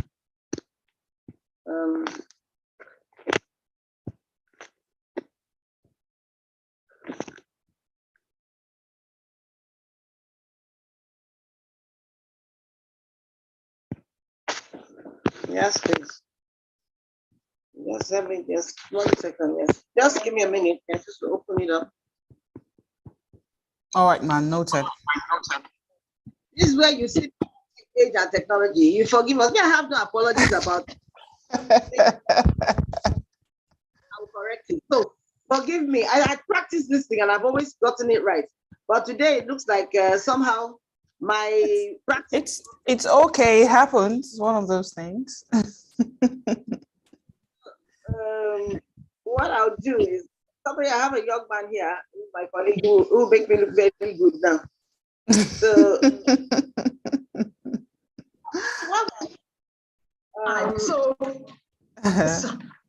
Rumi, I was just going to jump in here while Bumi is trying to sort it out, which is fine, that happens. Yomi Faturoti, thank you for joining. Yomi joined out of Nigeria. Yomi used to be marketing director, PZ Cousins, and a professional to the call, many years also. All right. Okay, I think Bumi is up in here. Iyang, thank you. I'm just trying to recognize a few senior members in the house again. Bumi, you are ready now? Okay. What I've learned is the show will always go on, so please bear with me. So what I'm just going to do now is talk about attaining success in a gender-biased world. Our speakers have spoken to most of the things, and the only thing I would say that is different about our story is the fact that I never planned to be in the marketing communication industry. I never planned it. In fact, if I will share 2 or 3 things, one thing I learned is that there's also divine help in your path in life. But one thing I knew personally growing up is that I knew what I didn't want to do. I knew I didn't want to be a teacher because I thought it would be boring. I thought I could be a good lawyer, as people told me. But you know the problem, I didn't have the energy or the drive to learn all those points that I needed to get to be a lawyer. So you know what I did? I went the path of what I'll call my own terms. I decided that one thing in life is define what is success for you. What I knew is that I wanted a good job. I wanted a career that would give me places to go around the world. But at the same time, I wanted a job that would also give me a relatively good pay so I can live the lifestyle that I so desire. And that's why I said, determine what is your lifestyle. Some people like to go to Ogbomosho, Ilaoluji. There's nothing wrong with that. But I found out that for me, after a while, when I see local travels, I also wanted some international travel spiced into my life. So maybe that's because I'm a British-born Nigerian. So I've seen a bit of the other world, I've seen a bit of Nigeria, and I love all. So my point is, first determine what is important to you. But one thing I also discovered is that you have to define success in short term. And I'll give you 2 examples. I remember when I was in secondary school, and I'll just give this. In Form 5, they told us that only brilliant students do 7 subjects. And as far as I was concerned, I wasn't really very interested in school because I found it very boring the way they taught us. Maybe having come from the UK, they have a different, so maybe I was suffering from culture shock, I don't know. But anyway, my point was I couldn't understand what the teachers, and my parents were separate, so I was growing up with my aunt. So in my own little head, I could reason the fact that, look, if somebody already is not doing well in 2 subjects and they are sure of getting F9, how can anybody tell me that I must do those subjects? So, and I know I'm going to get F9. So I decided to eliminate them on my own. I know what was interesting. Nobody discovered. You know, children are not as unintelligent as we do. And that's why I say give yourself some credit. I somehow managed to dodge everybody until we got to Form 5 when you have to sign for that almighty almighty school cert. And what did I do? I now did 7 subjects. Anyway, that is when they discovered I did 7 subjects. The same thing happened to me when I got to do A-level. Everybody applied for law. I applied for a course that I knew would have least resistance. So I got in first. It was called Integrated Social Science. I was in Queen's College, but I was a very good school debater. I'd always had the skills of oration. So what happened was I decided that why must I do the subject everybody else is going to go and do? I just thought, for me, I can do this thing. So anyway, I took in this course and people used to ask me, what on earth are you studying? I'll even say it with confidence. That's why I said, know what is your own success. I hope you can hear me. Yes, please. Yes. I hope you can hear me. Just yes, we can. Yes, we can. So anyway, the next thing, so what I would just say is that please know what you like. And I always give people an example saying, a suggestion, say, start by law of elimination. At least if you don't know what you want, start by what you don't want. So I call it the law of eliminations. Eliminate what you know you don't want to do. Eliminate the kind of person you don't want to be. Eliminate the kind of man you don't want to marry. Eliminate the kind of situations you don't want to confront. It might help you as you go along. Now, let's also look at something as we go along, because I can't tell you all my life history in 15, 12 minutes. But I want you to get a few things. Remember, it is your life. Like they said, you are the managing director. Thank you for that feedback, Favor. You are the managing director of your own life. Even if you are married and you have a career, at least you will manage your direction with your husband. I will come to that one. I have a way of managing that one. I call it Oncology 101, the study of husband matter. I believe in a lot of comical things to life. Because if you take life too seriously, you're going to have problems. But let's look at it. When you pursue a career, have a goal in mind and be focused. Like all I need is that I want you to be successful. And if I tell you how I got to advertising, it was a friend of mine that was my husband's that said, then I was dating. Said, oh, Bumi, the way you do, you'll be so good in advertising. Fortunately, that my integrated social sciences unit, like I've done a few courses in advertising, marketing. So I then thought, oh, that's true. Let me even try advertising. And as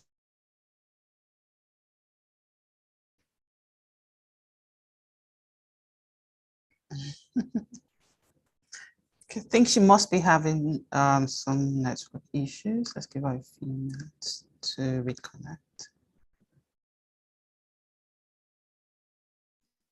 Oncology 101. Ever heard that? Yeah, Oncology 101. That's sure is a cost to be taught. I tell you, I'm sure. Oh my goodness, oncology. Yes.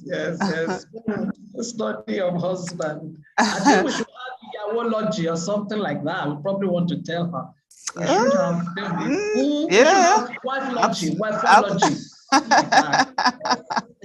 Absolutely. I mean, while we wait for her to join us, I mean, at this juncture, I just want to mention to everyone that very soon we'll have our breakout sessions.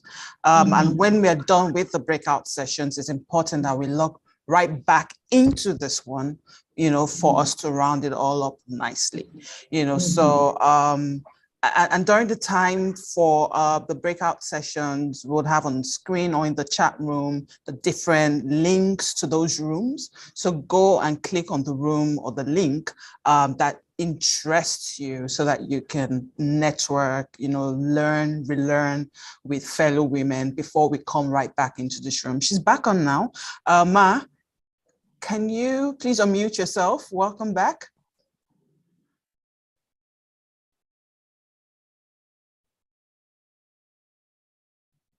Mrs. Okay. Okay. Yeah, she's Bumi okay. Yes. Okay. Thank you very much. Mrs. Okay. Welcome back, ma'am. Okay, that's her. Okay. Yes. Okay, don't worry, I will get to be okay in just a minute. So all right, ma'am. Good to have don't you worry. back.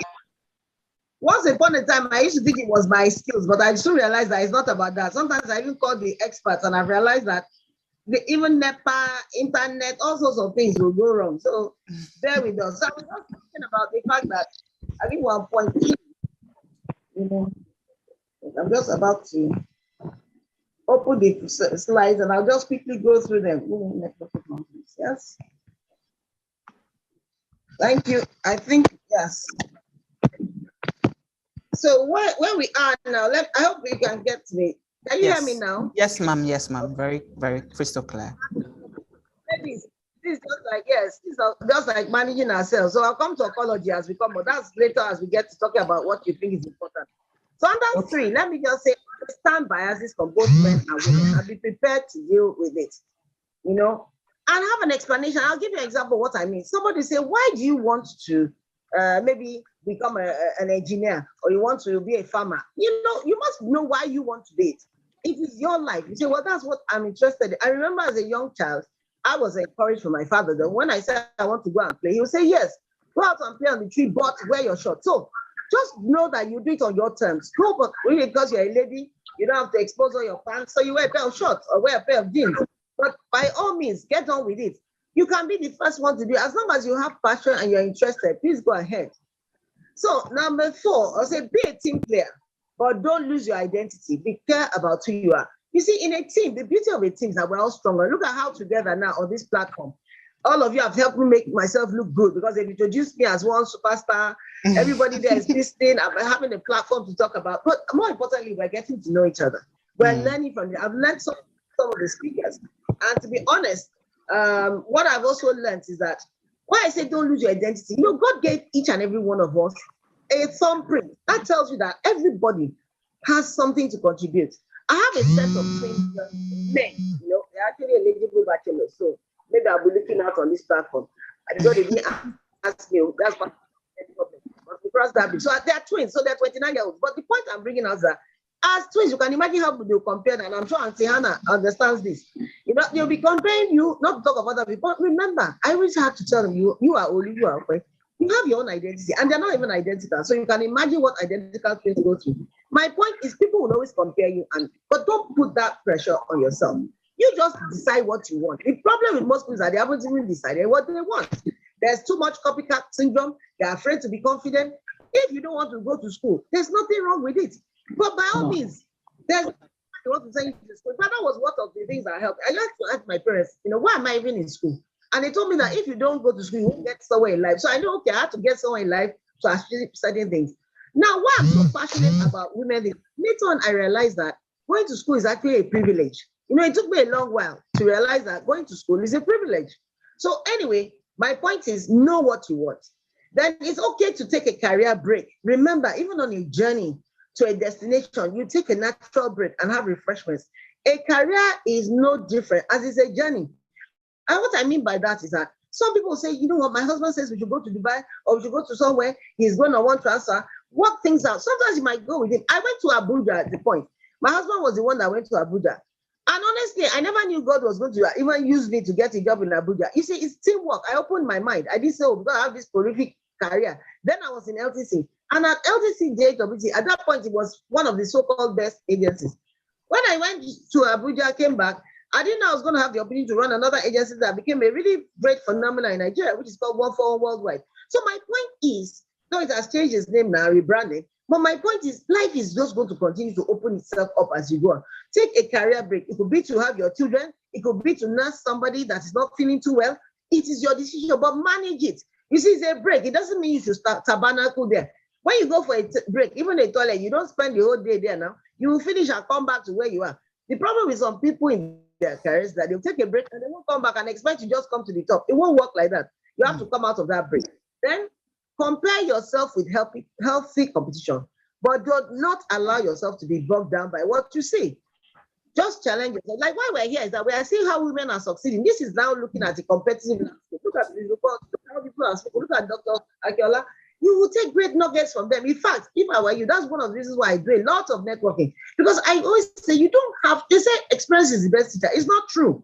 You don't have to be beaten up black and blue to know that you shouldn't go and fight in your husband's house. So you can listen to people's stories and how they avoided such things before getting there. So by the time you get there, you know what you are doing.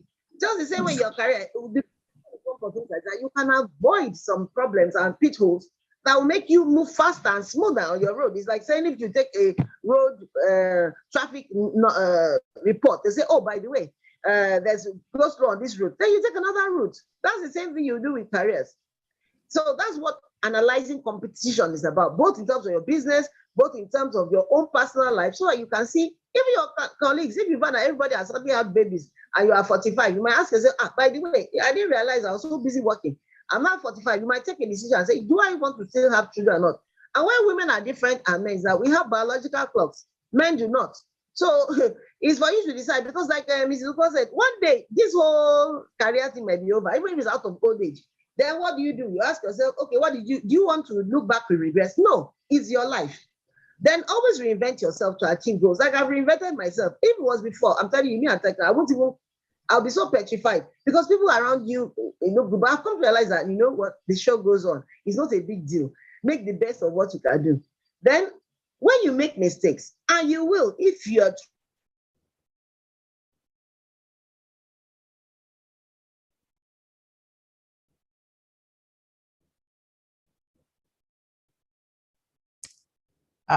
she must be having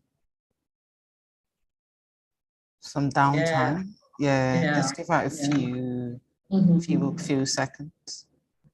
Okay, so I think she's almost done, right? Yes, she is almost done. Like maybe 3 more minutes to go. Yes. Okay. Yes. All right. So okay. So while we wait for her, I know that some questions are being sent to the chat room. The chat room. Okay. Yes, please. Okay. Yes, please. Okay. So I don't know if some of the speakers got some questions they are going to have to attend to. Yes, they do. Yes, they do. Okay. Yes, they do. Yeah. Okay. Oh, thank you, ladies. So I'm sure Bumi is freaked out now. I'm sure, really. Oh my God, my goodness. This internet really can just throw you out and in. Right. Okay. All right. Maybe we need to just continue. Let's continue. Yes, I think so. Well, I mean, we've come to the point where we have questions to be answered. And I think we should start with our keynote speaker. We have a question or two dropped in the chat room for her to attend to. Mrs. Ikwo, if you don't mind, please, over to you. Let's deal with those knotty issues, those questions, and address them very swiftly within a minute, possibly. Okay, I think I responded to one of the questions. Yes. Maybe when I'm done with that one, you can then tell me if there's another one. Okay, ma'am. And the question was that you worked so hard, something like that, and you're not promoted. I think that was the question. So what do you do? I had told the person to reach out to me personally, but just to put, have a general comment on that here. Sometimes promotion is about selling yourself as well.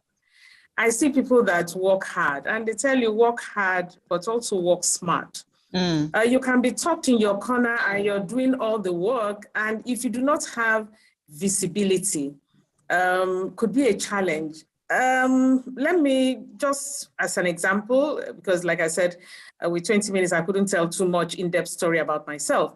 When I joined Nestle Nigeria, I was one of the very first set of nutrition graduates that the company recruited to join the detailing team or the medical rep team. Before then, there were nurses. So I get into the company and there are about 30, people in the team, 30 nurses. And I was one of the few graduates of nutrition that the company recruited. And I asked myself, I said, how am I going to stand out in this crowd? These are people that have been longer in the system. They have more experience. You know what I did? The company had a newsletter, and the editor of that newsletter called for people to write columns in the magazine. I volunteered myself. You know what that did for me? Automatically, my visibility in the organization changed. And so the next thing I would hear is even somebody that was in the factory, don't you know that new medical delegate? Oh, she wrote this. What she suggested for children's nutrition is what I'm using for my child. Did my brand fly through the roof, personal brand? Yes, it did. And therefore, when my name is mentioned in meetings, senior level meetings, that I am not there. Of course, I wasn't there at that time. Yes, somebody was, oh yeah, I know her. Yes, that. So sometimes it's not just working hard, but the point is, how are you positioning yourself in the system? You find something, you're in marketing, I'll go back to my course, not quite, okay. Do you walk up to the salespeople, one-on-one, because you don't want to throw anybody under the bus, and say, do you realize this, or that? When you are in the office cafeteria or canteen, where the MD decided to come and sit and eat that day, do you still go and talk yourself in with your friends, or do you take your food and sit on the table of the MD? If I tell you my story on how I got onto the board, it was a question of me taking a drive from Lagos to Agbara with a new regional head and me selling myself for 1.5 hours. That was what clinched it. So you could be there in your corner doing some work, but sell yourself. I think, like I said earlier, for women, they won't give it to us on a platter of gold. Yes, ma'am, you're Sometimes right. we have to seize it, that's it. But again, with some, emotional intelligence applied and all of that. Thank you very much, ma'am. I can't remember the other question. Yeah, but just to piggyback off that, there's another question for you. It has to do with how do shy people or introverts overcome and put themselves out there to network? It's somewhat related to what you just said. It's about projecting yourself, but can you just speak a bit to that within 45 seconds? It's interesting because I'm sure if I tell people that I'm an introvert, even Anna would not believe me. You see, but the point is, my role, as somebody in marketing just pushed me out there. Sometimes the job you do forces you, to be, so it does not mean I'm an introvert. I tell you, my circle of friends is very small. I'm that person that would walk into an event and I'll sit in a corner and I'm looking at everybody. But the outlook of the job success profile, there is a certain profile that is expected of somebody that is a marketing manager. So I act that role does not mean that I'm an extrovert like that. So again, back to what do you want? There were so many MDs, I was not interested in their jokes, but okay, if the MD is cracking one stupid, lackluster joke, you smile a bit. It's all about corporate intelligence. So, like I said, it's not that you are what you're not, but it's just like saying that a doctor cannot be empathic, even if you're not, No, but when a patient comes, you'll ask yourself, are you okay? Where did you say, there's a certain thing that is expected of a doctor. And so there's a certain trait or profile that is expected of a marketing person. And, when the occasion warrants it, I play that up. But my natural uko is an introvert. Thank you so very much, ma'am. That was quite insightful, I must say. So we'll move on to questions for our doctor, Dr. Fumi. She's got quite a few questions to deal with. Dr. Fumi, can you please take over and speak to the questions that have been posed at you? Okay. I think someone, I can't find the question anymore, about if what is causing you emotional issues right there with you. Okay, so if life does not give you what you want, what you expect in career, and you see those who are worse than you getting ahead, and it's causing a lot of frustration, what do you do in such a scenario? Okay, so I think it's almost like what she has just been saying. Yeah. So, you must be able to manage that emotional stress, because that frustration. So I think the first thing is to talk about it. Get somebody that either has gone through it or somebody that is senior in the profession. It could even be a neutral person, but number one step is to get it off your mind, because you are there. Like she said, how are you projecting yourself? You're working so hard, but things are not just going the way you want. So get somebody to talk to. This is exactly how I feel, because when we talk about looking at things, they say when you go to a market, how many entrances do we have into a market? It's not one, we have multiple. So looking at life from different angles, different perspectives helps a lot. So by the time you get somebody else, just talking about it, and they'll say, you don't worry, maybe why don't you do this? Or while you are waiting, why can't you go and learn something? Either go on the internet. What do you like to do? So you get your mind off that. Invest your energy in another direction and keep moving, keep expanding, keep looking for yourself in different angles. And you'll be amazed from what you are going to learn or what you are doing. That someday somebody will meet you networking and they'll say, oh, you have been there? I didn't know you were in that organization. Okay, see me in my office tomorrow. So I think the number one, get out of yourself and talk about it. Okay, all right, ma'am. There's one more question. Thank you very much for that, by the way. Someone in the room said, I keep getting headaches and less sleep at 47 years old. How can I stop negative emotions from ruining my mood? What if I live with the trigger itself? So there are like 3 questions there. Why are you having headaches? So if I miss any, please remind me. Headaches. Yes. Please don't keep it to yourself. You need to go and see the doctor so that you can have investigations done. So I hope you're not hypertensive. It could be hypertension. It could be anything inside your brain. So please, or as simple as you're not sleeping well. For example, you said what is giving you the negative thought is living right there with you. So you can imagine that your stress level is constantly, your cortisol level is constantly high. So but please. Okay. Yes, get examined. Let's remove the physical one. Then let's talk to a therapist about this person that is giving you emotional pain. What is going on? Are you not supposed to be there? Is it your husband? Is it children? You need to talk so that you can have look at the situation in another perspective. Okay, all right. So I think you need to get somebody to talk to. Okay, thank you very much. Super grateful, Ma. So very quickly, we need to move on to the next speaker, and this will happen before our breakout session. I would just like to recognize sponsor of today's event, Connect Coach Center. My name is CEO, she's the CEO, pardon me, of Connect Coaching Center. Her name is Bimpe Ishola. We thank you for supporting the conference and we deeply appreciate you. Should like to speak very briefly on the power of coaching. Within the next 2 minutes, we'll have her come up and speak to us and enlighten us a bit more about the power of coaching. But before I do, just a brief bio profile about her. Connect Coaching Center is a performance-driven life coaching organization based in Ohio.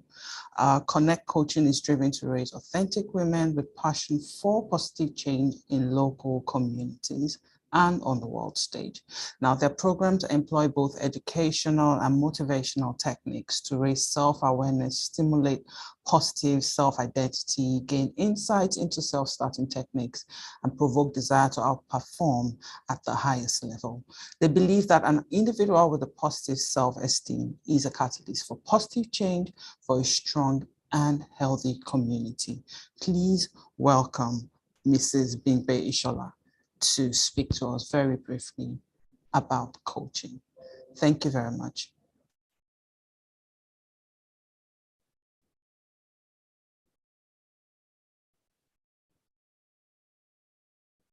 Mrs. Bimpe, you there? Hello, everyone. Can you hear me? Yes, ma'am, loud and clear. Okay. Hello, yes. Hello. My name is Bimpe Ishola. I am the founder and the Chief Servant Officer of Connect Coaching Center, LLC. We are residents in the United States of America, but our clientele base is global. I am so delighted to be part of this wonderful conference. I have gained so much, and I thank Mrs. Hana Oyebanjo for this wonderful privilege, as well as our team. Thank you so very much. I'll start by saying that I am that coach that I wish I had 30 years ago.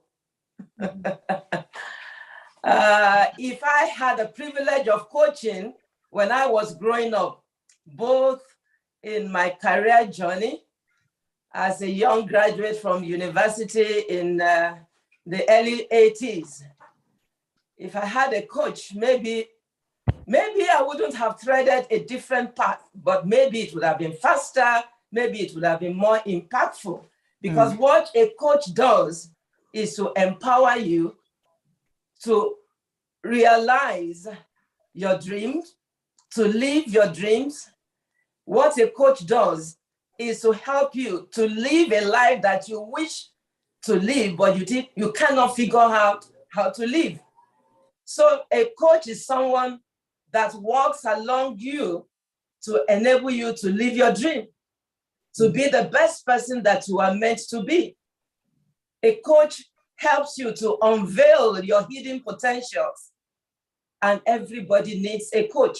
So if you are a young woman or married, you are having issues with your relationships, or you are married, you are still trying to navigate how to cope with the demands of your new status, or perhaps you are middle-aged, or you are a senior like myself. I'm senior. I'm over 60. And you want to live past your pains. You want to live past your disappointments. You want to make sure that the second half of your life, is far, far more impactful than your previous years. I am your go-to person. Mine is a faith-based coaching service. We use biblical principles. We use science. And I use a chunk of what I use are my personal experiences. I've been around for over 6 decades. So I have some experiences, professional, marital, which I put into my practice. I have here with us today one of my clients who had been a beneficiary of our service. I'll give it over to Nia. Thank you so much for this opportunity. Nia, over to you. All right. Good afternoon, everyone. My name is Nia Ihoma. I participated. Nia. Hi, I'm so happy to be here. I participated with Coach Bimby in 2020. It was Authentic You program, and I believe it was about an 8-week program, and we met every week, and it was very beneficial to me. I was at that time newly into my marriage. I had just had a child, and there was a lot of things that I had to acclimate myself with. And I just kind of felt lost and overwhelmed in all the responsibility. I was so much very used to the identity of me being an educator. That's my profession. And then now I had grown in my family of responsibility, and that was just so overwhelming to me. I thought it would be easy to be a wife and it would be easy to be a mother because I had been an educator for 7 years. So I just felt like I kind of knew how to do all of these things, but ultimately I wasn't as successful as I thought I would have been. So I had a lot of disappointment and just confusion. And what I loved about the program that I participated in was that it was very self-reflective, and it made me accountable for me. So I couldn't blame my husband, although I like to do that. I couldn't blame anyone else. I really had to be the driver in the seat of my life. And I had to often question why I was doing what I was doing and was it working? And instead of just projecting all of the negative emotion or just disappointment that I had within myself to other people because they were causing me to do it, this really helped me align myself spiritually and personally to achieve the goals that I want. and it benefited me a lot in my marriage, but most importantly, in my personal life with myself, because I had to make sure that I was happy. I had to make sure that I was successful. I had to make sure that Nia was doing the things that she needed to do to honor God and to really fulfill the goals that I had for myself. Awesome. And so this was another way for me to really have that me time that I would never have given myself because of all the other responsibilities. So I really implore everyone to reach out to Connect Coach because it's so beneficial. And yeah, I was very blessed to participate in this, and I'm so happy to be a part of this conference. So thank you. Thank you, Nia. Thank you, Nia. Thank you, Ma. Thank you so very much. Thank you so much. Yes, Thank you for we're this so opportunity. grateful. Yes. Thank you. Yes, ma'am. Wonderful conference. Thank you very much, ma'am. Okay, so right about now, we're moving into our breakout sessions. We will have links to those rooms for us to join what our preferred options are. But before we do that, I'd just like to introduce very quickly our moderators. We have 5 of them. First, it would be Blossom Isika. Next would be Dr. Priscilla Imade. Onome Odili as well is one of our moderators for the breakout sessions. Modupe Bajiru would also be a moderator. And one of my personal persons, Yemisi Obadino, would be joining the moderators at the different rooms. If we could please display the links, drop the links. The links, I believe, have been dropped in the chat room for us to click on to join what interests us. Please do not forget to, right after that session of networking and learning and rubbing minds, come right back into the session for us to very quickly wrap things up. Please check the chat room. The chat room should have the links right now for us to join breakout sessions that are of interest to us.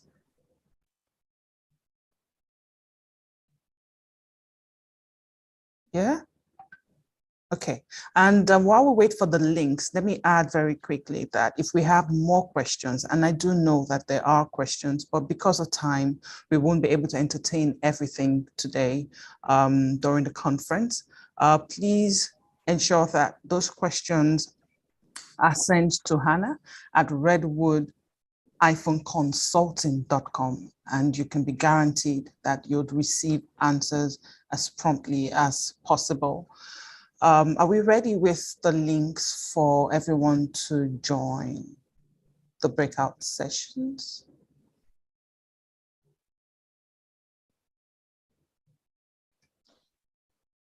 Okay, so just a second, Deumbi. Yes. So, yes, gentle ladies, before you go into the rooms, you need to understand what room you have to join, okay? And I think there is still, you need to understand so you don't go into a room that's not very useful to you. There is a missing link here, even though your names are all here now, and we cannot assign you, you'll be asked to join. Wale, are you in there? This is the back end. Admin, Wale, are you up? Can you please unmute yourself and just, we need to know what, we need to know what next year. Wale, Remy, please.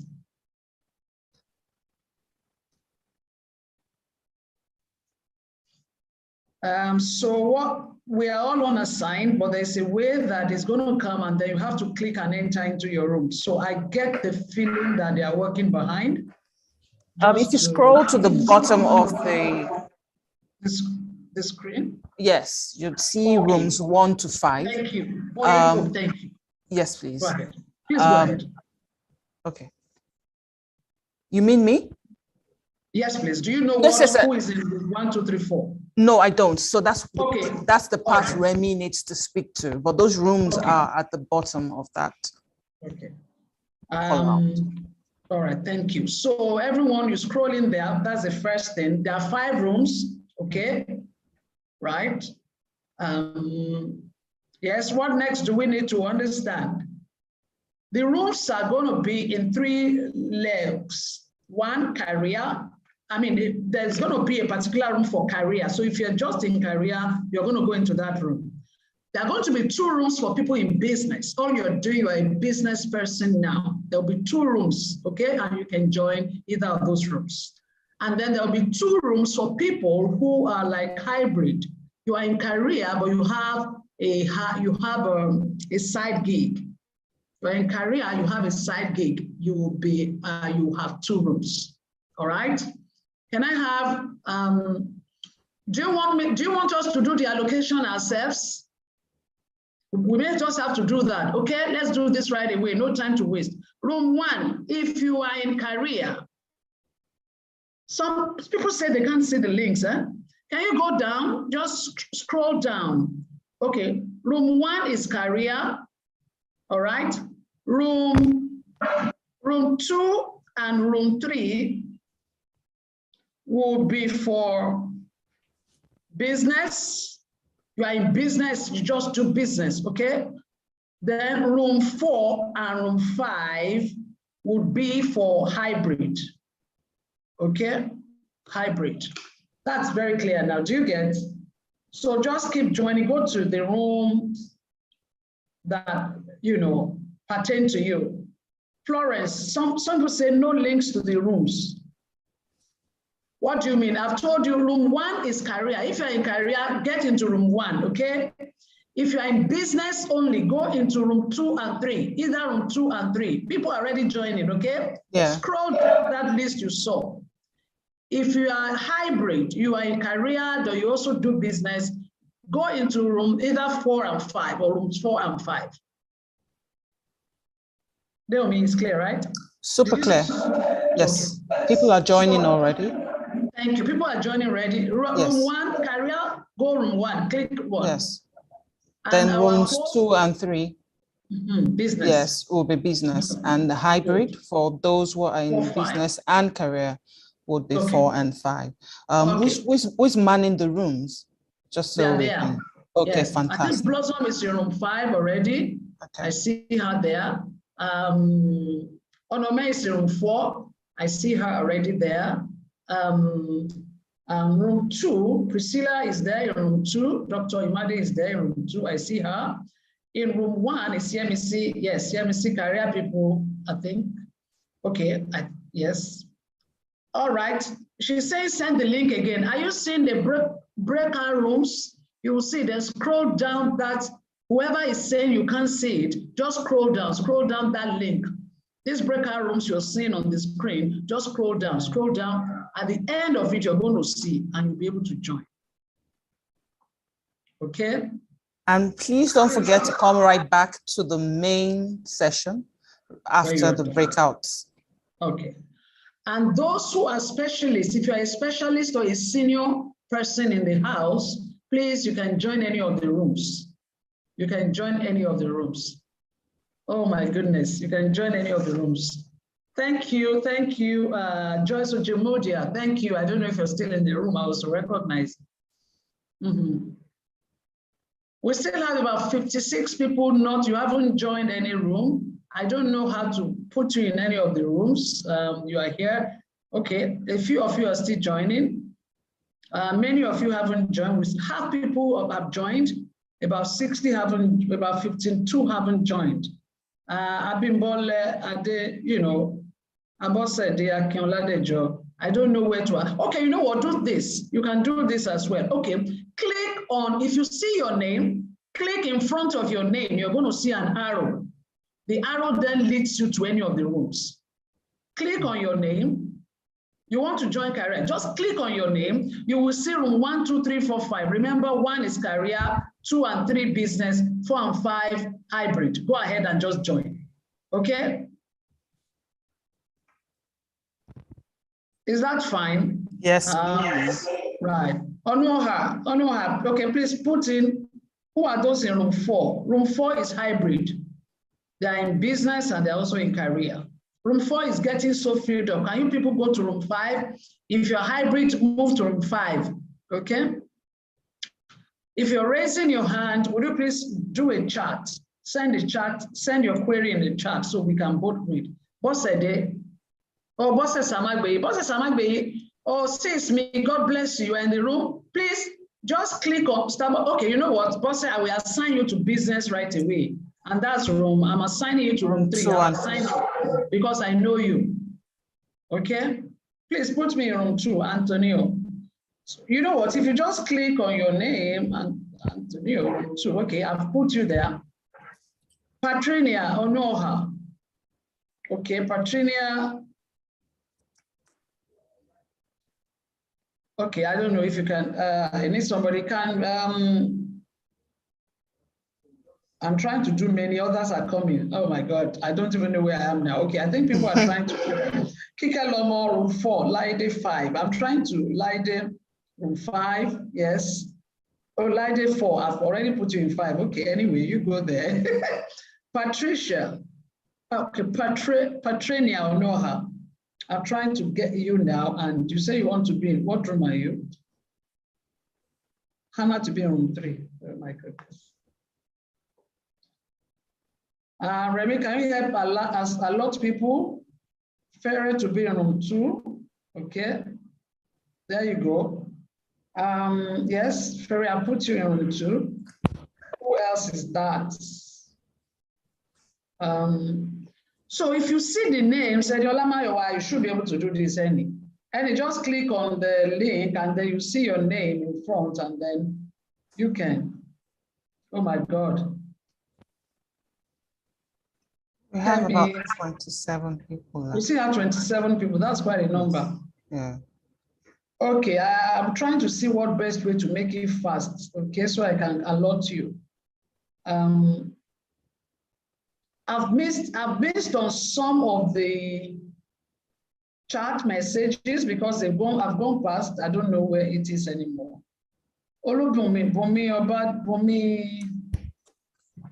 Okay, let me ask. Okay, you can join any room. Yes, You yes. can join any room, please. Okay. Yes. Asako Nathaniel. Nathaniel, I don't know where you want to be. Olubumi Obafemi, I think you're ready. I can't see your name. Olubumi Obafemi. I'm not seeing Olubumi Obafemi. I'm not seeing your name. Admin, can you please look for Olubumi Obafemi? Bukola Davis, Buki, I'm going to put you in. I'm just going to put you in room 5. Okay, I've done that.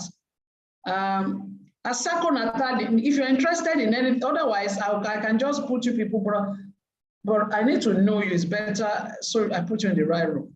Ian, please, you can join any group. Okay, right. I think other people, Wumi, I don't know where you want to be, Wumi. Wumi Oyesami, can you come in the line? Can you come online and just let us know in your chat room where you want to be, please, Wumi. And Bola and Biodun. Okay, otherwise I can throw you into any room, but that might not just work. So let me use my spirit to be throwing you, okay? I use my spirit to just make some guesswork to put you in rooms, okay? And I'm just doing that now, yes. Okay. Okay, all right, so I'm left with Ian. You can join any room, or you want me to assign you? Okay, let me assign Dr. Akinola to room 1. I've done that. Ian, I'll put you in, let me assign you to room 5, career and business. I think that's better, actually.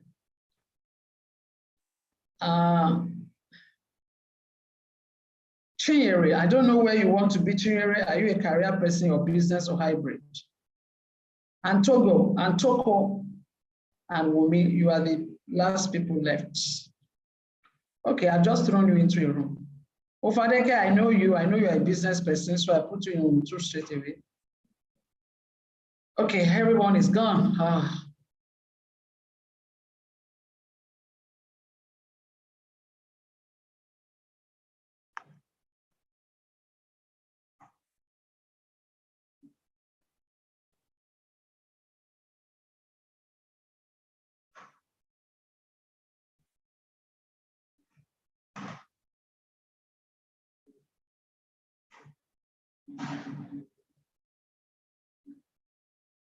Okay, Toko, where do you want to be? Do you want me to assign you anywhere? Okay, you've gone.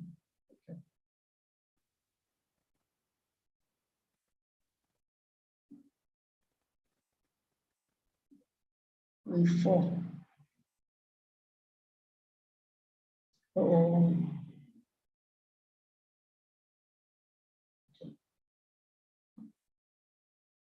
Onijamo.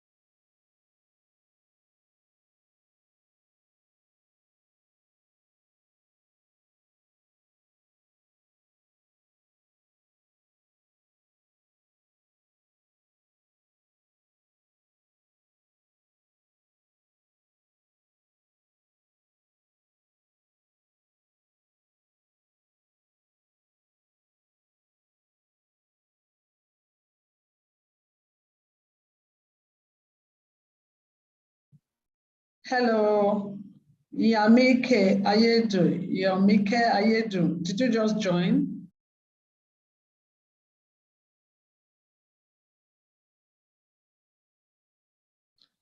Okay, well, if you're hearing me, are we able to check? Is there any way to sense check all the rooms that they are all doing well? Yeah, I've checked, Mark. They're all participating. All the 4 rooms. I saw one room was missing at some point, room 4. Room 4, there are 23 people in the room now. There are what? 23 people. Yeah. Okay. Who is this? Who is Toko? Who is Toko TGS? I've been trying to assign the person. I don't know. The person is not talking. The person is not doing what? Talking. It has like 3 devices connected. Absolutely. I'm wondering why you have 3 devices. Can you, if the person, excuse me, whoever is Toko, would you please unmute and let's hear you?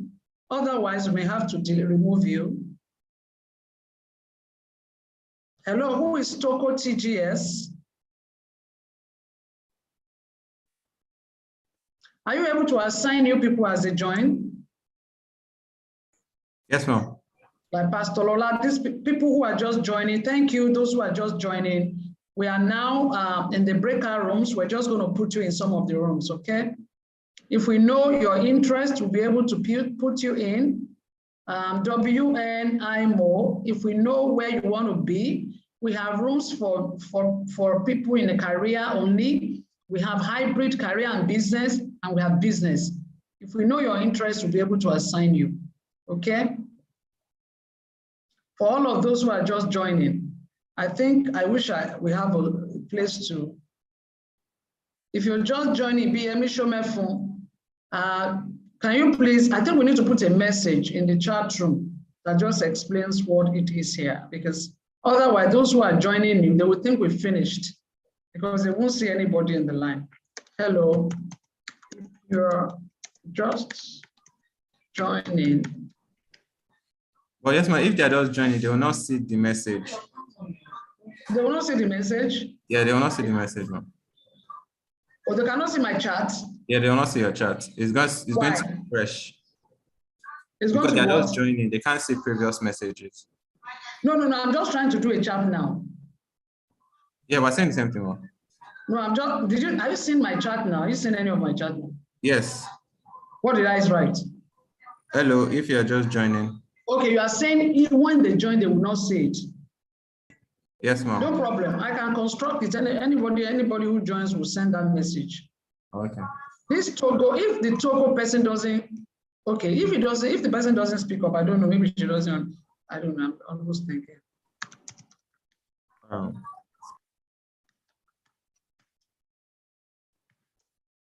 Hello, Togo TGS. Can you unmute? Okay, let me give we didn't give the person permission to unmute. Can you please unmute yourself and let's hear you?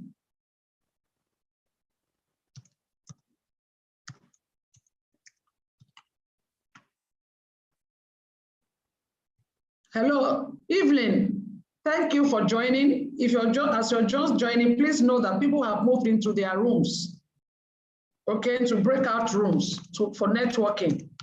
So you need to advise us so we can put you in a room.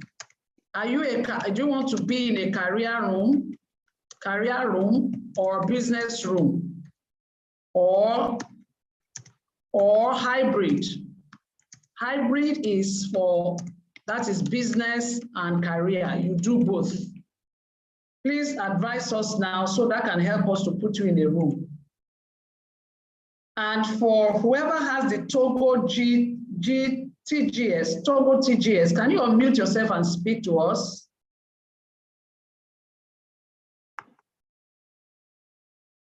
Hello? Otherwise, I'm having to take you to I'm taking the Togo to the waiting room, and that's what it is, okay? We can't have somebody who is not doing anything and participating, join us, and is not saying anything. We take him out, and you can't have 3 systems. I don't know.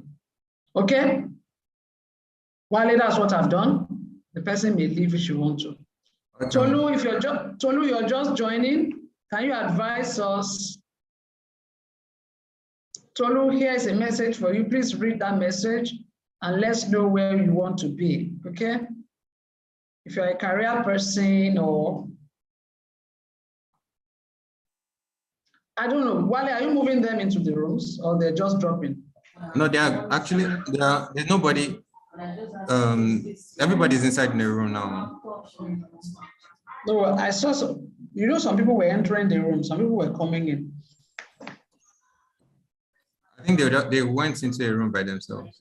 Oh, they went into rooms by themselves. Yes.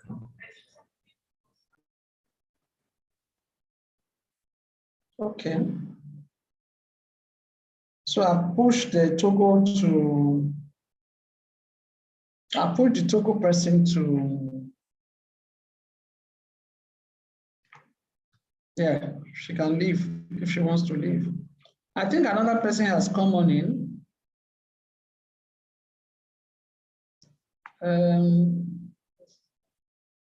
Pastor Ralph Molade, please, can you take Pastor Ralph into business? Take her into Pastor Mrs. Ralph. Take her into. Okay, I've done that one. Thank you. I'm trying to carry my message. My goodness. Okay. If you've done that, Augustine, you are throwing people right away, right? Yes, ma'am. Okay, Augustine TGS has come in. Just keep doing that. Let me check what's happening in the rooms again.